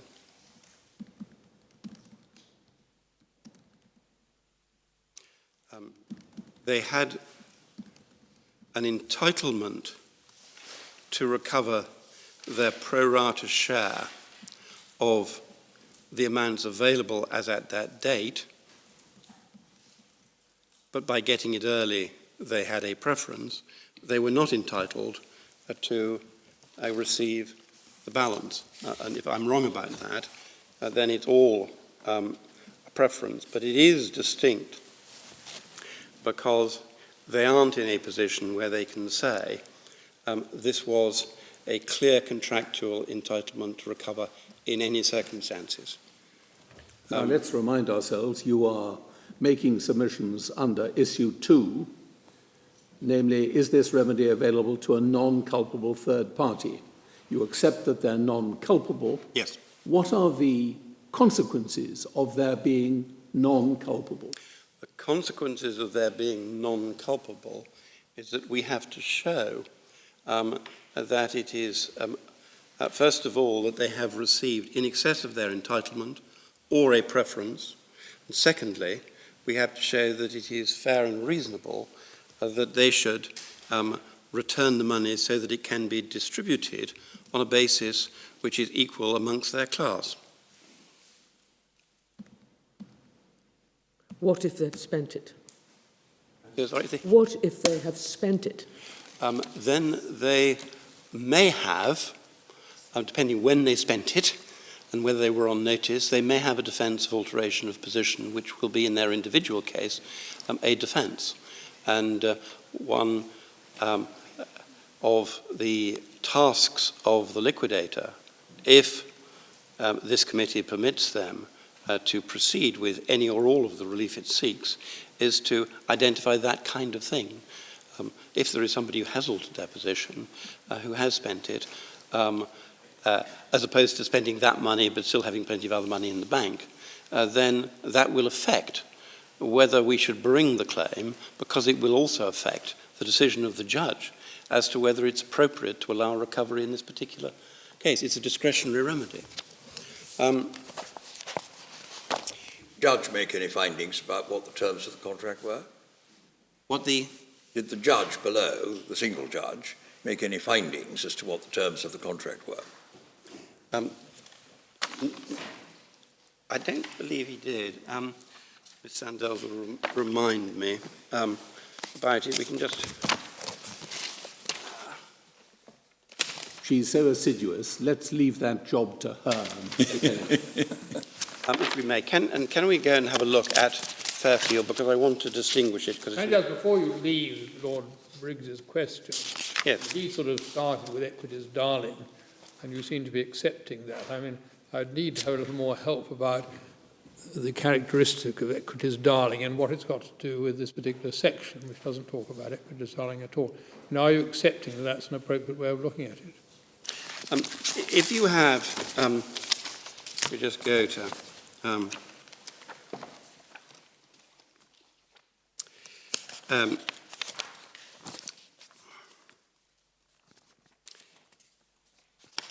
that will, I don't accept that these are equities darling. We deal with this in... Why does it matter whether they're equities darlings or not, if it's nothing to do with this section?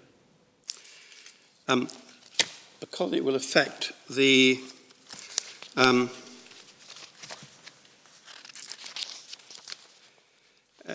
Wouldn't it come into your argument about breach of fiduciary obligations on the part of Mr. Stanford and what follows from that? Yes, we say that it depends on what Mr. Stanford has done,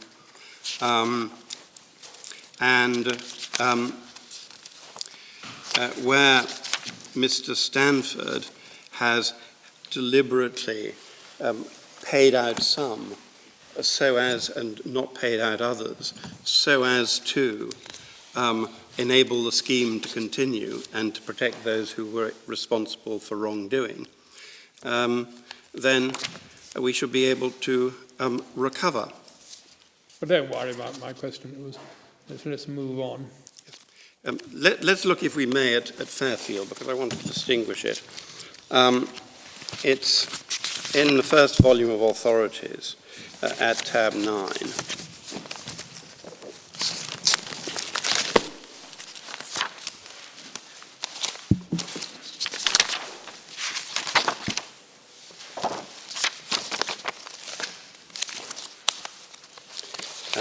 So it starts at speech of Lord Sumption begins at page 1944.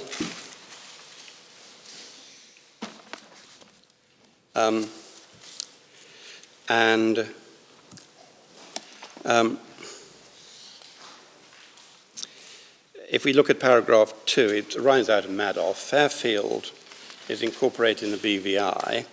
It was the largest of a number of feeder funds placing money with Madoff for investment. 95% of his assets, 7.2 billion, placed with Madoff. Investors participate indirectly by subscribing for shares at a price dependent on the fund's net asset value per share. Were entitled to withdraw funds by redeeming their shares under the provisions of the Articles of Association.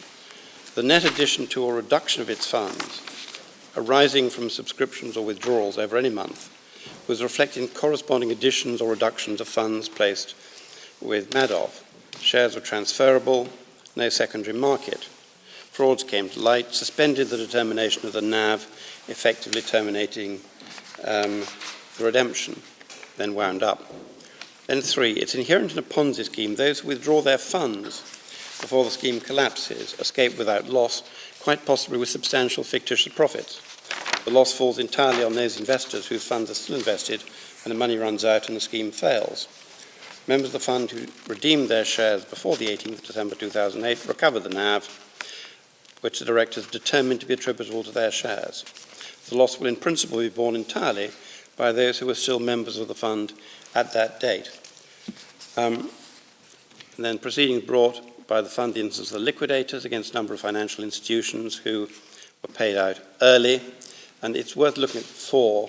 On the footing, they were paid out in the mistaken belief that the assets were as stated by Madoff when there were in fact no such assets. So there was a mistake made by the directors and managers of Fairfield as to what the true value of the fund was, as opposed to a deliberate wrongdoing and oppressive conduct by Mr. Stanford in deceiving both the innocent members of the officers of the company and investors as to the value.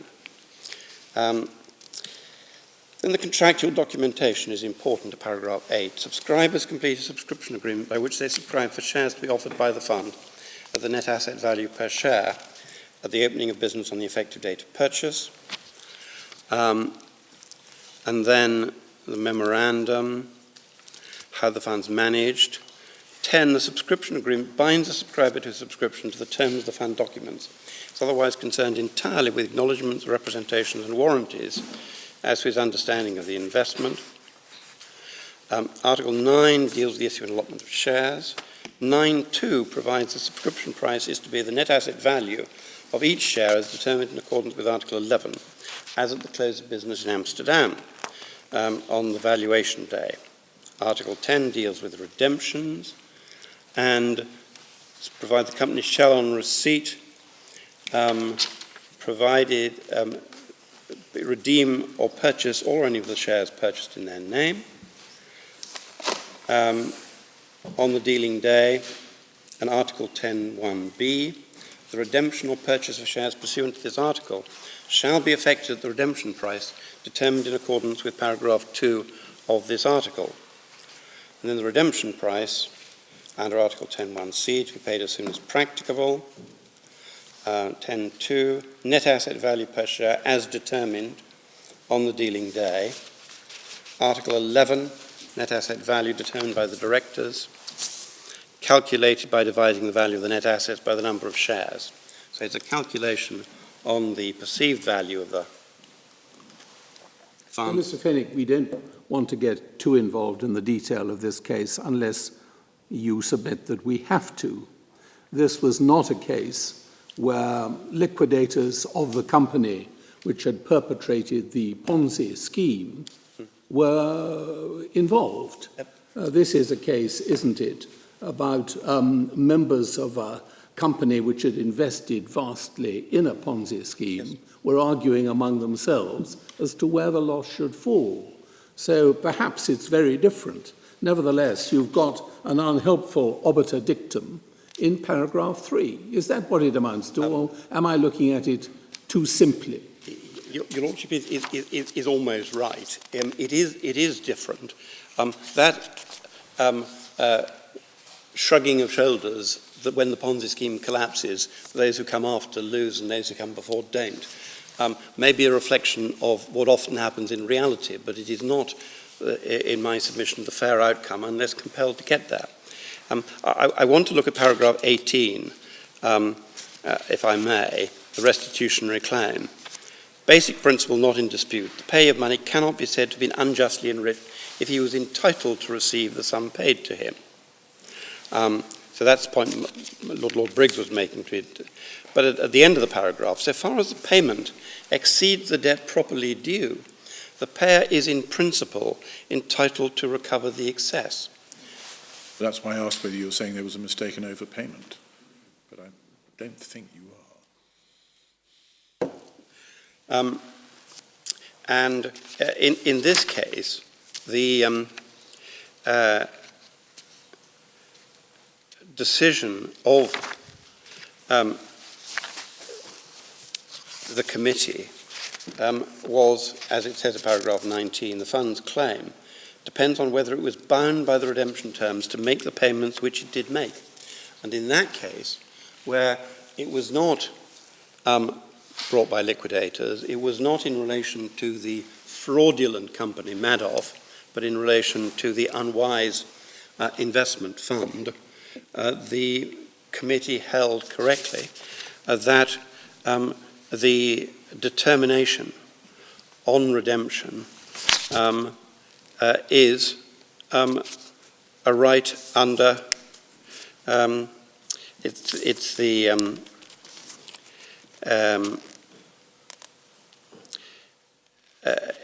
if we go to paragraph 24, the articles clearly envisage subscription price, redemption price to be definitively ascertained at the time of the subscription. The net asset value per share must be the one determined by the directors at the time. Either it's treated as conclusive whether or not the certificate under Article 11.1c, or it must be read as referring to the ordinary transaction documents recording to the share, which will not necessarily be generated and communicated to the member at the time, not some special document issued at the discretion of the directors.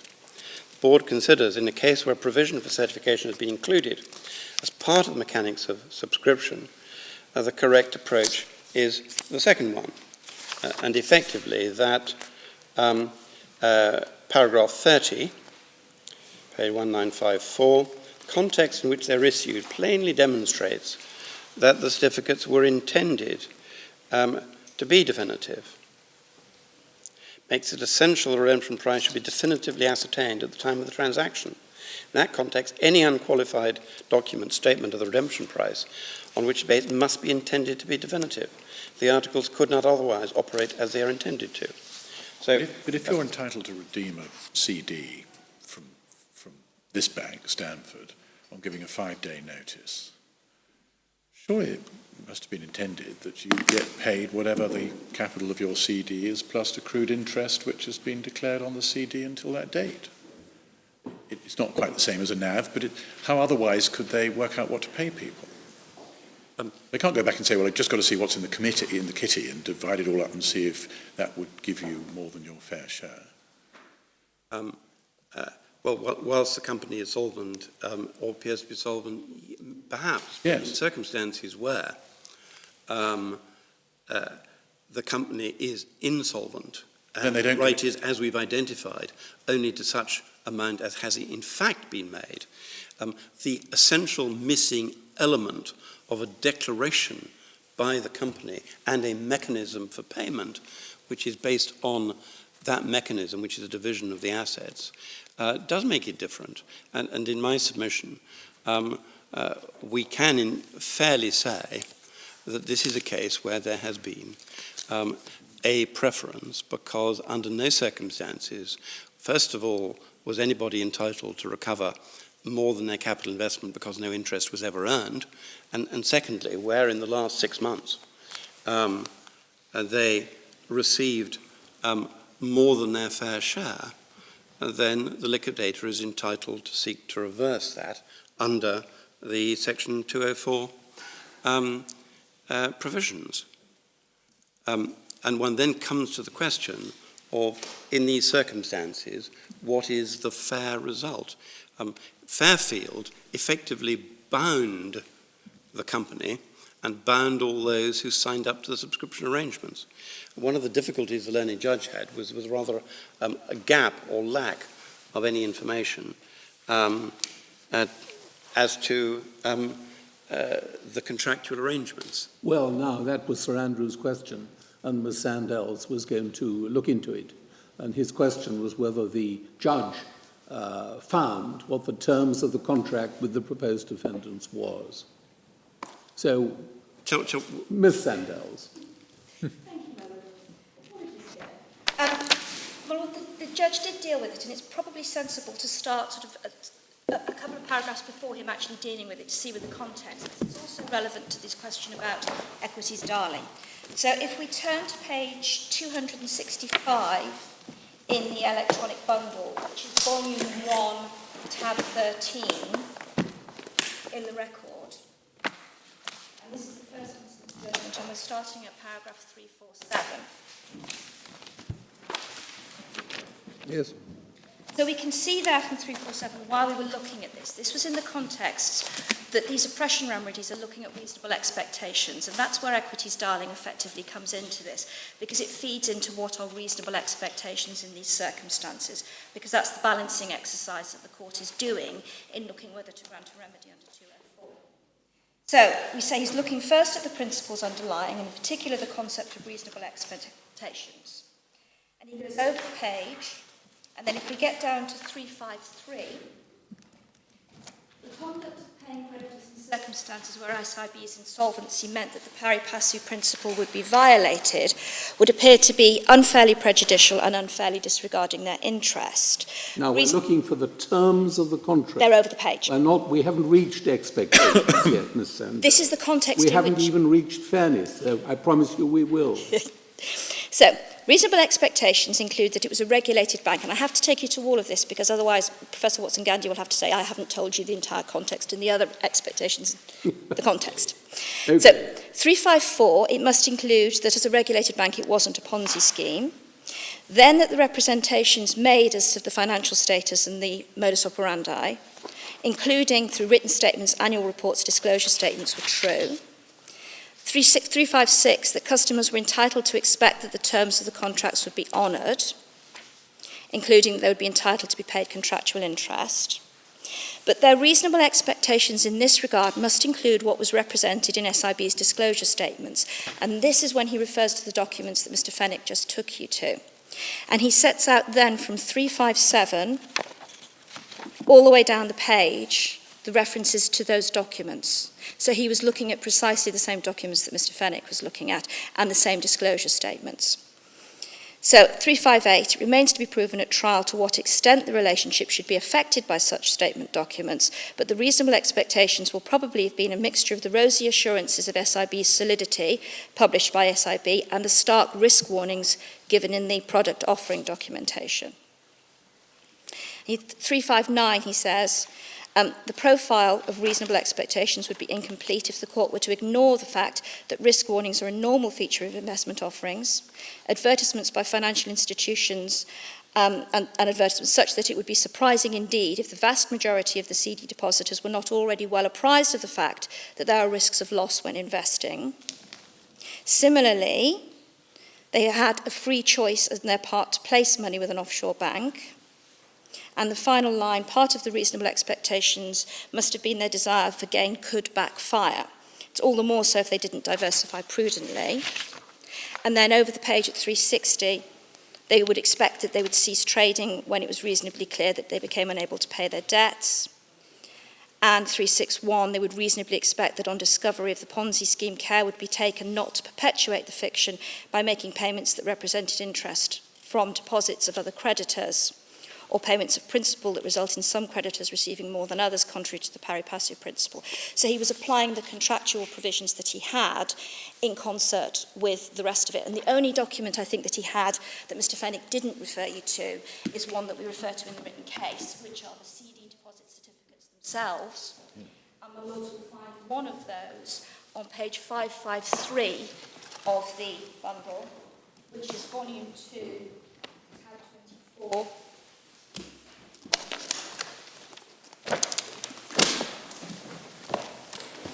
And that is one of the actual CD certificates. There are a number in this exhibit. This is, again, the exhibit to one of Ms. Jacobs' affidavits.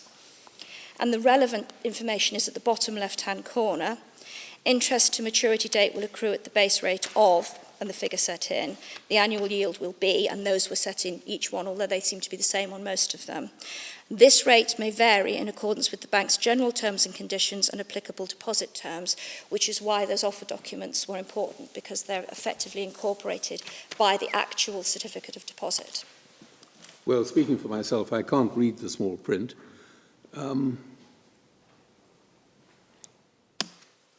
your submission, do we need to read the small print? If we do, we must ask for it to be blown up. My Lord, I've simply read it out. If you wish to have it blown up, I can certainly have a copy blown up. I think we should have it blown up. I think it's important. Sorry, what was your point? The certificate is subject to the bank's general terms and conditions. And the applicable deposit terms. Yes, but you said that that somehow incorporated the disclosure statement. These disclosure statements were, as far as we can understand it, the general terms and conditions. They're the only document that appears to exist as the general terms and conditions.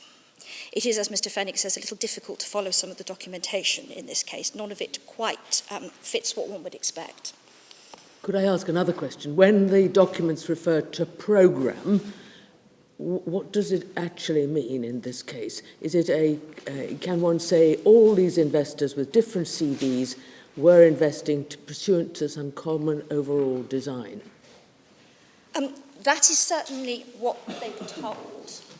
They were told effectively that there was one big investment scheme. It didn't turn out that way, obviously, but that is what they were told, that everything was being pooled and was being invested. But there was no indication and no suggestion to them they were retaining a beneficial interest in this. This was effectively a bank deposit where the beneficial interest in the monies went to the bank. It was a loan or a debt in the normal way, but they were told that the bank would then be investing those monies in this programme of investments. But we can say this is one big definable group of investors, because they were all investing under a programme, whatever actually that meant in the books and the records of the company. And they all, of course, suffered the common misfortune of the Ponzi scheme. Yes, and that appears to be the case whether they had a fixed CD or a flex CD or whatever the particular instrument was. If they invested, to use the term loosely, in a certificate of deposit, it all went into the same pot. Thank you. And so your lordships will see from that unsatisfactory though it may be, what we have here is not the right of redemption as in Fairfield, but an expectation of redemption falling short of a right. And the learned judge talks in terms of expectation, because if all the documentation which is available does not give them a right to redeem, irrespective of how well the fund as a whole is doing, but instead gives them a right insofar as the fund is doing well. I know Lord Briggs finds that that difficult, but in my submission... The idea that you take one of these deposits with no right of redemption, but just some kind of expectation if there's enough money there, I quite understand you take it with the risk that the company will go bust. Yes, you do, but if one goes to the expectation as found by the learned judge, you have the expectation it won't be run as a Ponzi scheme. Of course. Oh, of course. Of course, if this was in fact doing badly, but they paid out money to individuals in excess of what they would have got if they waited till the end, that may be different. But this is a scheme which, from the outset, certainly during the period with which we're dealing with, was being run dishonestly by Mr. Stanford and a few of his cronies in such a way that there were no profits, there was no strike, there was no right to be paid anything in truth. Because if one applies the general terms and conditions and the offer document and the warnings, their only right was to receive that insofar as there was money available. Well, this passage of the judge, unless I've misread it, is part of his analysis of whether there was oppression or unfairly prejudicial conduct. Because the expectation was, A, the company wouldn't be run as a Ponzi scheme, and B, that if it hadn't got any money, nobody would be paid. It would be put into liquidation, and a liquidator would be appointed to distribute what was left pari passu. Yes. He's not here talking about the individual contractual rights under each certificate of deposit. No, but having looked at the certificates, he's effectively saying, and it's I think, certainly not in dispute as I understood it, that this was not a case where there was an absolute contractual right to repayment of the Fairfield type. It was a right to effectively participate in the profits up to their advertised rate of interest, subject to the funds being available. They weren't available. And as a result, this company should have been put into liquidation long before August of 2008. Of course. And it was only kept alive through the dishonesty of Mr. Stanford and his fraudulent activity. And when one goes back and one says, I then come on to deal with points 3 and 4 in a moment, but if one looks at it, if there is an innocent in the sense of a person who themselves have committed no wrongdoing, the wrongdoing is all with Mr. Stanford, then is this available as a remedy to reverse the preference and to recover from them sums in excess of their rights? And in my submission, it is a case where, despite their innocence, if a fair result is to be obtained, then it is essential that the court considers and the liquidator is permitted to pursue a claim to see what should come back. And I'm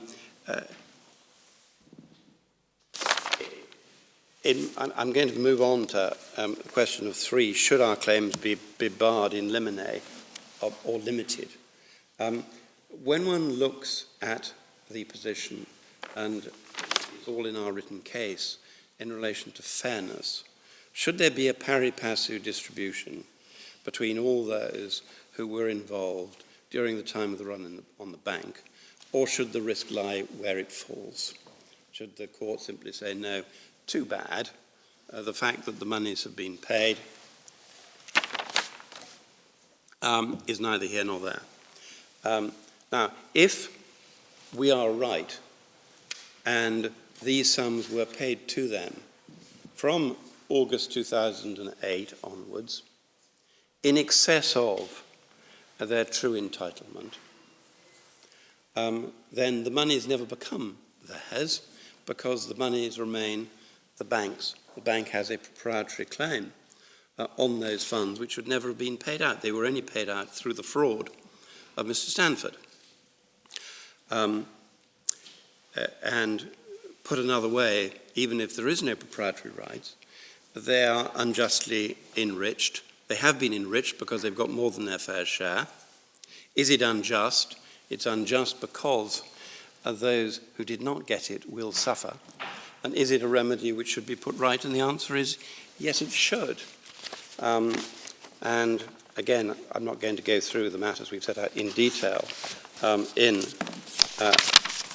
our written case, but it is, in my submission, correct that we should be entitled to recover those sums.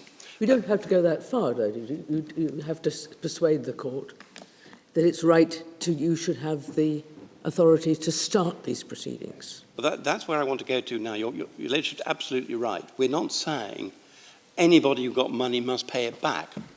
What we're saying is that in the circumstance of this case, it would be so manifestly unjust that, in effect, a recovery of a quarter of their investment, some $1.3 billion, 1.5 if we take the net winners, should not be made available to help make whole those who have lost, but should instead remain with those who redeemed early. Now, there are around 4,000 who received more than their entitlement in those last 6 months. The remaining 20-odd thousand have lost. Of the $4 billion which was lost in terms of capital, leaving aside interest, 1.5 billion has been paid out to the net winners, 200 million, and to the preferential recipients, 1.3 billion. Sorry, when you said 4,000, 20,000, are you saying the 4,000 are the net winners, or are you saying that 4,000 are the net winners and the preferential creditors, which are the targets of the proposed proceeding? Yes, they're targets together. The vast majority of those are the preferential recipients. Now, we know... Have you got those numbers? Thank you. There is evidence from the liquidator, which hasn't been added up, but I've had it added up. In the last few weeks, there were 1,196 requests made, of which 900 were not paid and 293 were paid. $14.8 million was paid out, $102 million was not paid out. That's the last few weeks. Last few weeks until when? Until the receivers were appointed in February of 2009. In the last 6 months before that, as we know, some 1.3 billion was paid out to those who sought to draw. And as the court will have seen, ordinary regular payments which were made to people who were drawing into the pension we don't seek to recover at all. It's extraordinary payments and lump sum payments that we do seek to recover. If one looks at it in this way, if the day before the receivers were appointed,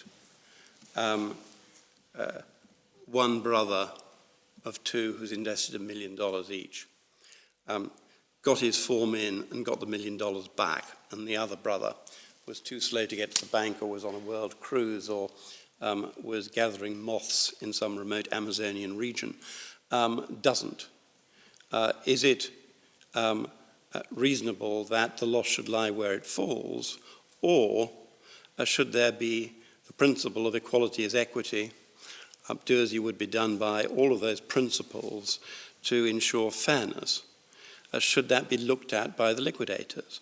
The liquidators should, of course, bear in mind in this, as I've made clear, I hope, on a number of occasions, that it's not a blunt instrument that everybody who's received money, individual defences and circumstances must be looked at. The liquidators first, and then the court and it falls to the court to decide whether to order a transaction to be unwound and monies to be repaid, should consider whether, in those circumstances, it's appropriate.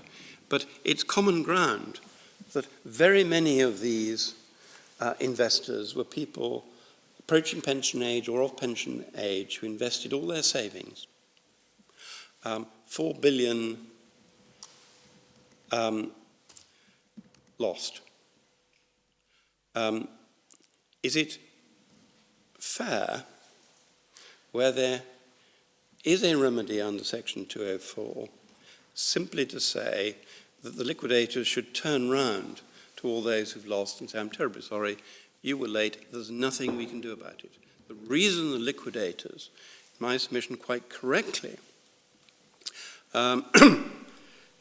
sought directions from the court was because there is such a tension between the losses of those who are left, using Lord Sumption's words afterwards, losing everything, and those who in the last 6 months gained, in a scheme which was dishonest from the date, and where it was the dishonesty which caused the preference. And in my submission, if Professor Watson-Gandy had been appointed to represent the interests of those who were left the day after the liquidation, he would be making even stronger submissions than he is able to make on behalf of those who are lucky enough to get out. If one looks at an equitable solution, if one looks at the principle of a pari passu distribution between those who are in the same position, all duped, all deceived, all had their money stolen, then in principle there should be an adjustment subject to the circumstances of each case.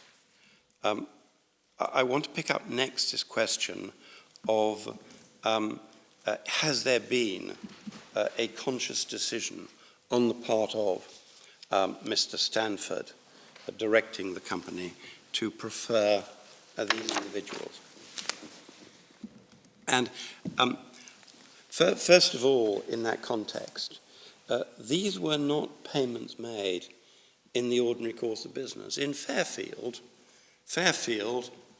whether they were very bright and very careful or not, were running a business, investing in Madoff, taking in subscriptions and paying it out. In Stanford, there was no business.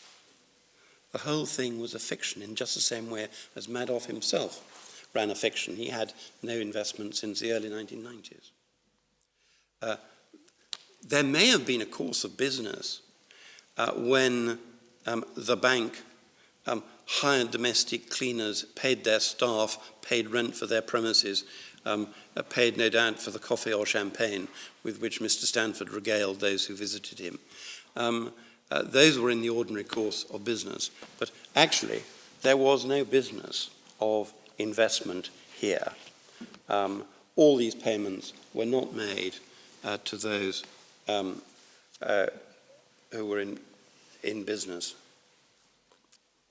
Of course, this isn't a case in which Mr. Stanford and Stanford Bank, like perhaps the directors of Fairfield, even if a little nervous about what Mr. Madoff would be able to do after Lehman Brothers collapsed, were paying out redemptions in the hope that they would get through the financial crisis. This was a case where Mr. Stanford knew, the other dishonest individuals knew, right from the outset, and certainly by mid-2008, that there was not enough money to meet all redemptions, that they had been paying out from monies from new investors because the money from old investors had not been invested but stolen, and that there was going to come a time very soon when the whole pack of cards would collapse. The decision to meet these requests, rather than doing what should have been done, which was at some stage, long before or certainly by August 2018, to call in the liquidators was deliberately done oppressively by Stanford and others in order to protect themselves and keep the scheme alive, distance themselves from the damage. That's oppressive, that's unfairly prejudicial, that disregards the interests of the investors.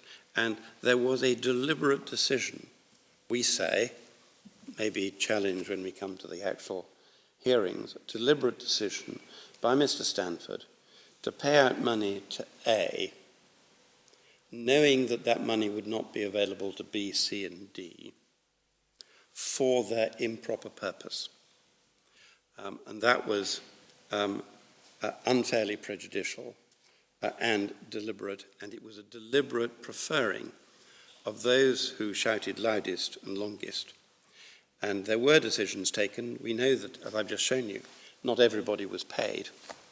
Payments were made, no doubt, with the intent, not in due one by one as they fell due, but and the judge made a finding that it was Stanford Bank, not its bankers, Toronto Dominion Bank or others, who decided who should be paid and who should not be paid.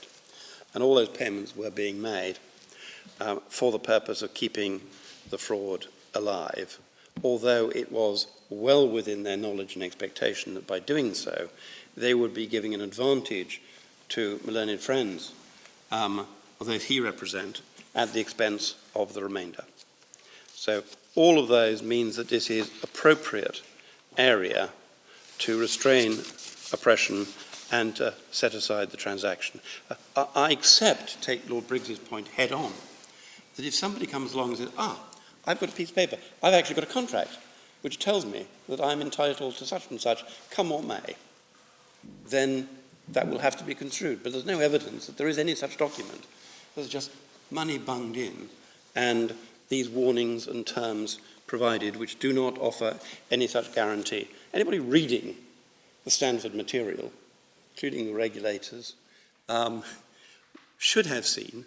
Certificate deposit is a promise by the bank to pay the capital and the stated amount of interest on the face of the document, subject only to the bank's general terms and conditions. General terms and conditions, which... Now, they include, no doubt, appropriate investor warnings that we may be bust by the time this thing comes to maturity. But I didn't read any of those warnings as qualifying the bank's contractual obligations. Just warning the investor he may have made a bad investment. Well, no, may I contrast Stanford Bank with HBOS or one of the other banks? They may be bust by the time the depositor asks for his money back or soon after. But they don't agree to participate in the fortunes of the bank. These investors do agree, by the terms and conditions, that their return will be dependent upon the success. It is not a right to be paid, but if we're bust, we won't be able to. I mean, anybody who does business with a company does say subject to the risk that if the company goes bust, they won't be paid. Right. It is not a usual transaction whereby the person says, I will sell goods to you on 30 days credit, but if you have a bad month, I appreciate you will only be able to pay me 30 pence in the pound. In this case, they only stipulate for returns insofar as those returns are made, and they accept the risk that their capital will go. They do not have a protective mechanism such as the NAV in the Fairfield. I mean, the whole point of segregated portfolio funds and their declared NAVs is to give certainty to an investor that if they get out when there is a positive NAV declared and before the NAV is suspended, they are entitled to be paid and will be able to retain the money which has been declared. In this case, there is no such right. There's no statement here all depositors who redeem this week will be entitled to X. That's what the certificate says. It says you have to, I Subject- think the general terms say you have to give 5 days' notice. It's all on page. There's a summary of the general terms on I think it's page 488. And the certificate itself says, I promise to pay, on presentation of this certificate, the capital sum shown on the face of the certificate, plus the interest at the stated rate. Yes, subject Subject to the bank's general terms and conditions. But to say that warnings that you may be investing in a bank that's insolvent by the time you want your certificate matures is a sort of general term and condition that means you only ever get back what's left in the pot. I've never heard that suggested before. Well, this is a pretty extraordinary investment fund. And in my submission, in any event, when you get to the stage that there has been a fraud, there is no money there. Oh, sure. There's no contractual right to be paid it because it isn't there. And there's no consideration given. They aren't, if the investment was ages ago, as at the 1st of August 2008, they don't supply any consideration after that stage, which would entitle them to say, I only did it because I was promised I was going to be paid the next month. They are in a position where they should have it. And if the company should have been put into liquidation, as at the 1st of August, we say that it is a preference which should be reversed. And of course, their innocence is a relevant factor in deciding what it is that the court should order. But the idea that you simply shrug your shoulders and say, because the certificate of deposit says that and the terms and conditions are buried and nobody had admitted that there was, and the honest officers and employees didn't know that this was a bust organisation, that it remains where it is with no reversal and no chance of a preference, is in my submission entirely wrong. Lord, I want in the last... Yes, well, is that the end of the number 3? That's the end of... well, no, that's the end of the first part of number 3. I want to draw... The learned judge in our submission quite rightly held that in the circumstance of this case, for all the reasons that he gave, there was oppression, there was no right which would knock out our claim to recover by way of preferences. But he held that we should only do so by means of withholding any further payments because, and we should not be permitted to seek to recover overpayments either to the preferential recipients or to the net winners. And his reason for doing so was because he said there was an expectation that it would be properly run and that if it was still alive at the time they asked to redeem, they would be permitted to do so. Now, we say that that is not a proper distinction to make. There may be defences for those who've received the money and spent it or otherwise altered their position. But there is no reason in principle why those who have received money which they should not have received, had this company been put into liquidation when it should have been, should be able to say that what I've managed to get, I keep. What I've managed to get may be an alteration of position. It may give them a defence. It may give a reason for the court in its discretion, exercising fairness, to hold that they should not be able to, or should not be required to return money. But to say that it bars a remedy because they can expect that if they get out in time, they'll be able to do so. So that they take Lord Sumption's dictum and says, I can invest in any kind of Ponzi scheme. As long as I get out, well, the game's good, I'll be able to keep my money, irrespective of the hardship suffered by others, is not, in my submission, a principled conclusion. And the judge, having found in our favour in relation to holding back and adjusting future payments and saying you would normally be entitled out of the pot to X because you're still owed $1 million, and that is 1.001%. We're going to adjust it because you've already received more than anybody else has. Can I mean, you may need to come back to this after the break, but moment, I mean, the passage at page 281 to 282 of Bundle 1, where the judge explains why he's drawing this distinction, I mean, you presumably got to show that he went wrong in law in some way. I mean, he's exercising a very wide discretion, and he explains why he's doing it. It's not enough for us to say, well, we wouldn't have done that ourselves. We've got to be satisfied that he's plainly wrong, haven't we? Well, I think my first answer to that before the break is to come back to where we started in this, which is that whereas the judge should give guidance as to whether we can bring claims in the first place, to decide whether those claims can be brought against people who've received more to recoup is something which is fact-specific and dependent on the investigation. And when he was there, can we bring these claims at all? In our submission, he went too far. And if one looks at what he's dealing with, is perhaps paragraph 441, on page 282, many possible reasonable expectations in play.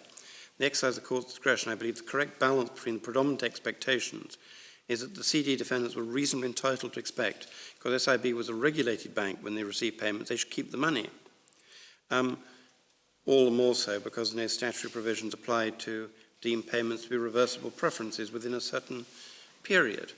Now, Lord, in my submission, the learned judge went wrong because he was considering the reasonable expectations of the recipients, but placing no weight at all on the reasonable expectations of the remainder, who, as we submit, were reasonably entitled to expect that as at the time when the company should have been placed into liquidation, they would be given a fair share of the meagre available assets which hadn't been stolen, and not disadvantaged simply because somebody else had got there earlier, before the fraud was finally uncovered. But, Mr. Fenwick, surely there's a grave logical difficulty about the judge's halfway house, namely that those who in the final months had been paid everything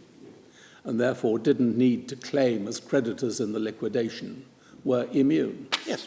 Whereas those who'd been paid less and therefore did need to claim in the liquidation get docked.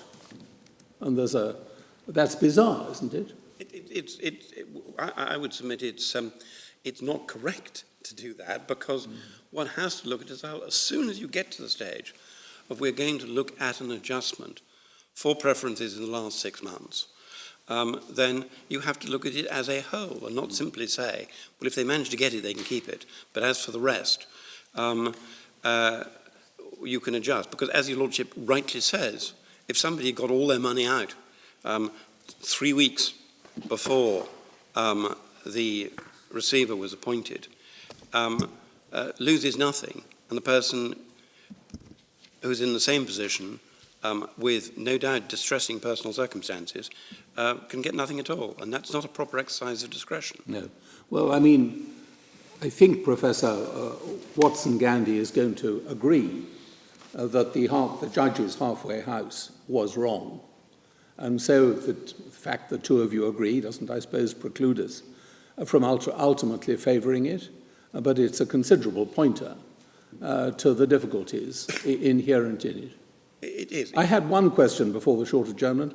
Have the liquidators done any projection as to the amount of costs which they would have to lay out were we to allow your appeal and allow all these cases to go ahead? I will take instructions over the lunch and adjournment, but my general submission is that the liquidators will be extremely careful to ensure that they look, starting at the largest, to see what can be pursued with realistic prospects of recovery at a reasonable cost. These liquidators are not in the business of chucking money after difficult cases, and I can accept that to pursue all 4,000 of them is probably going to be unrealistic. And there will, and the liquidator sits behind me, confirm to the court that the closest possible attention will be given, but I'll see whether I may have an answer. Case-by-case analysis, it hasn't been done yet. Yes. We've already settled 73 claims. Yes. That's Yes. It'll be a case-by-case analysis. There were originally 7,775 defendants. 73 claims have been settled for in excess of 3.8 million. I think that's of the preference payment. Yes? So we've settled some. And it'll be a case-by-case analysis. You've settled some of the proposed claims? Yes. Some of those who've received preferences have paid money by way of settlement. I see. They haven't waited for the amicus. So 7,775 claims to be considered. Yes. If appeals allowed. And certainly it will be my expectation, and I'll take instruction over the short adjournment, that at each stage the court will go back to Justice Warbank or whoever's dealing with the administration and say, this is what we propose to do and this is what we expect it to cost. Can you please confirm? We're not just going to go launching out and say, oh goody, we can spend lots and lots of millions and pursue everything we can. So is that a convenient moment, That is a Mr. convenient Fenny? moment. Well, then we'll meet again at 2:00. And we will receive, hopefully, an answer to Sir Andrew's first question, which, may I remind you, was it argued that remedies were no longer available post-liquidation? We think not, either at first instance or in the Court of Appeal, but I will double-check and satisfy myself before I provide a definitive answer. Thank you.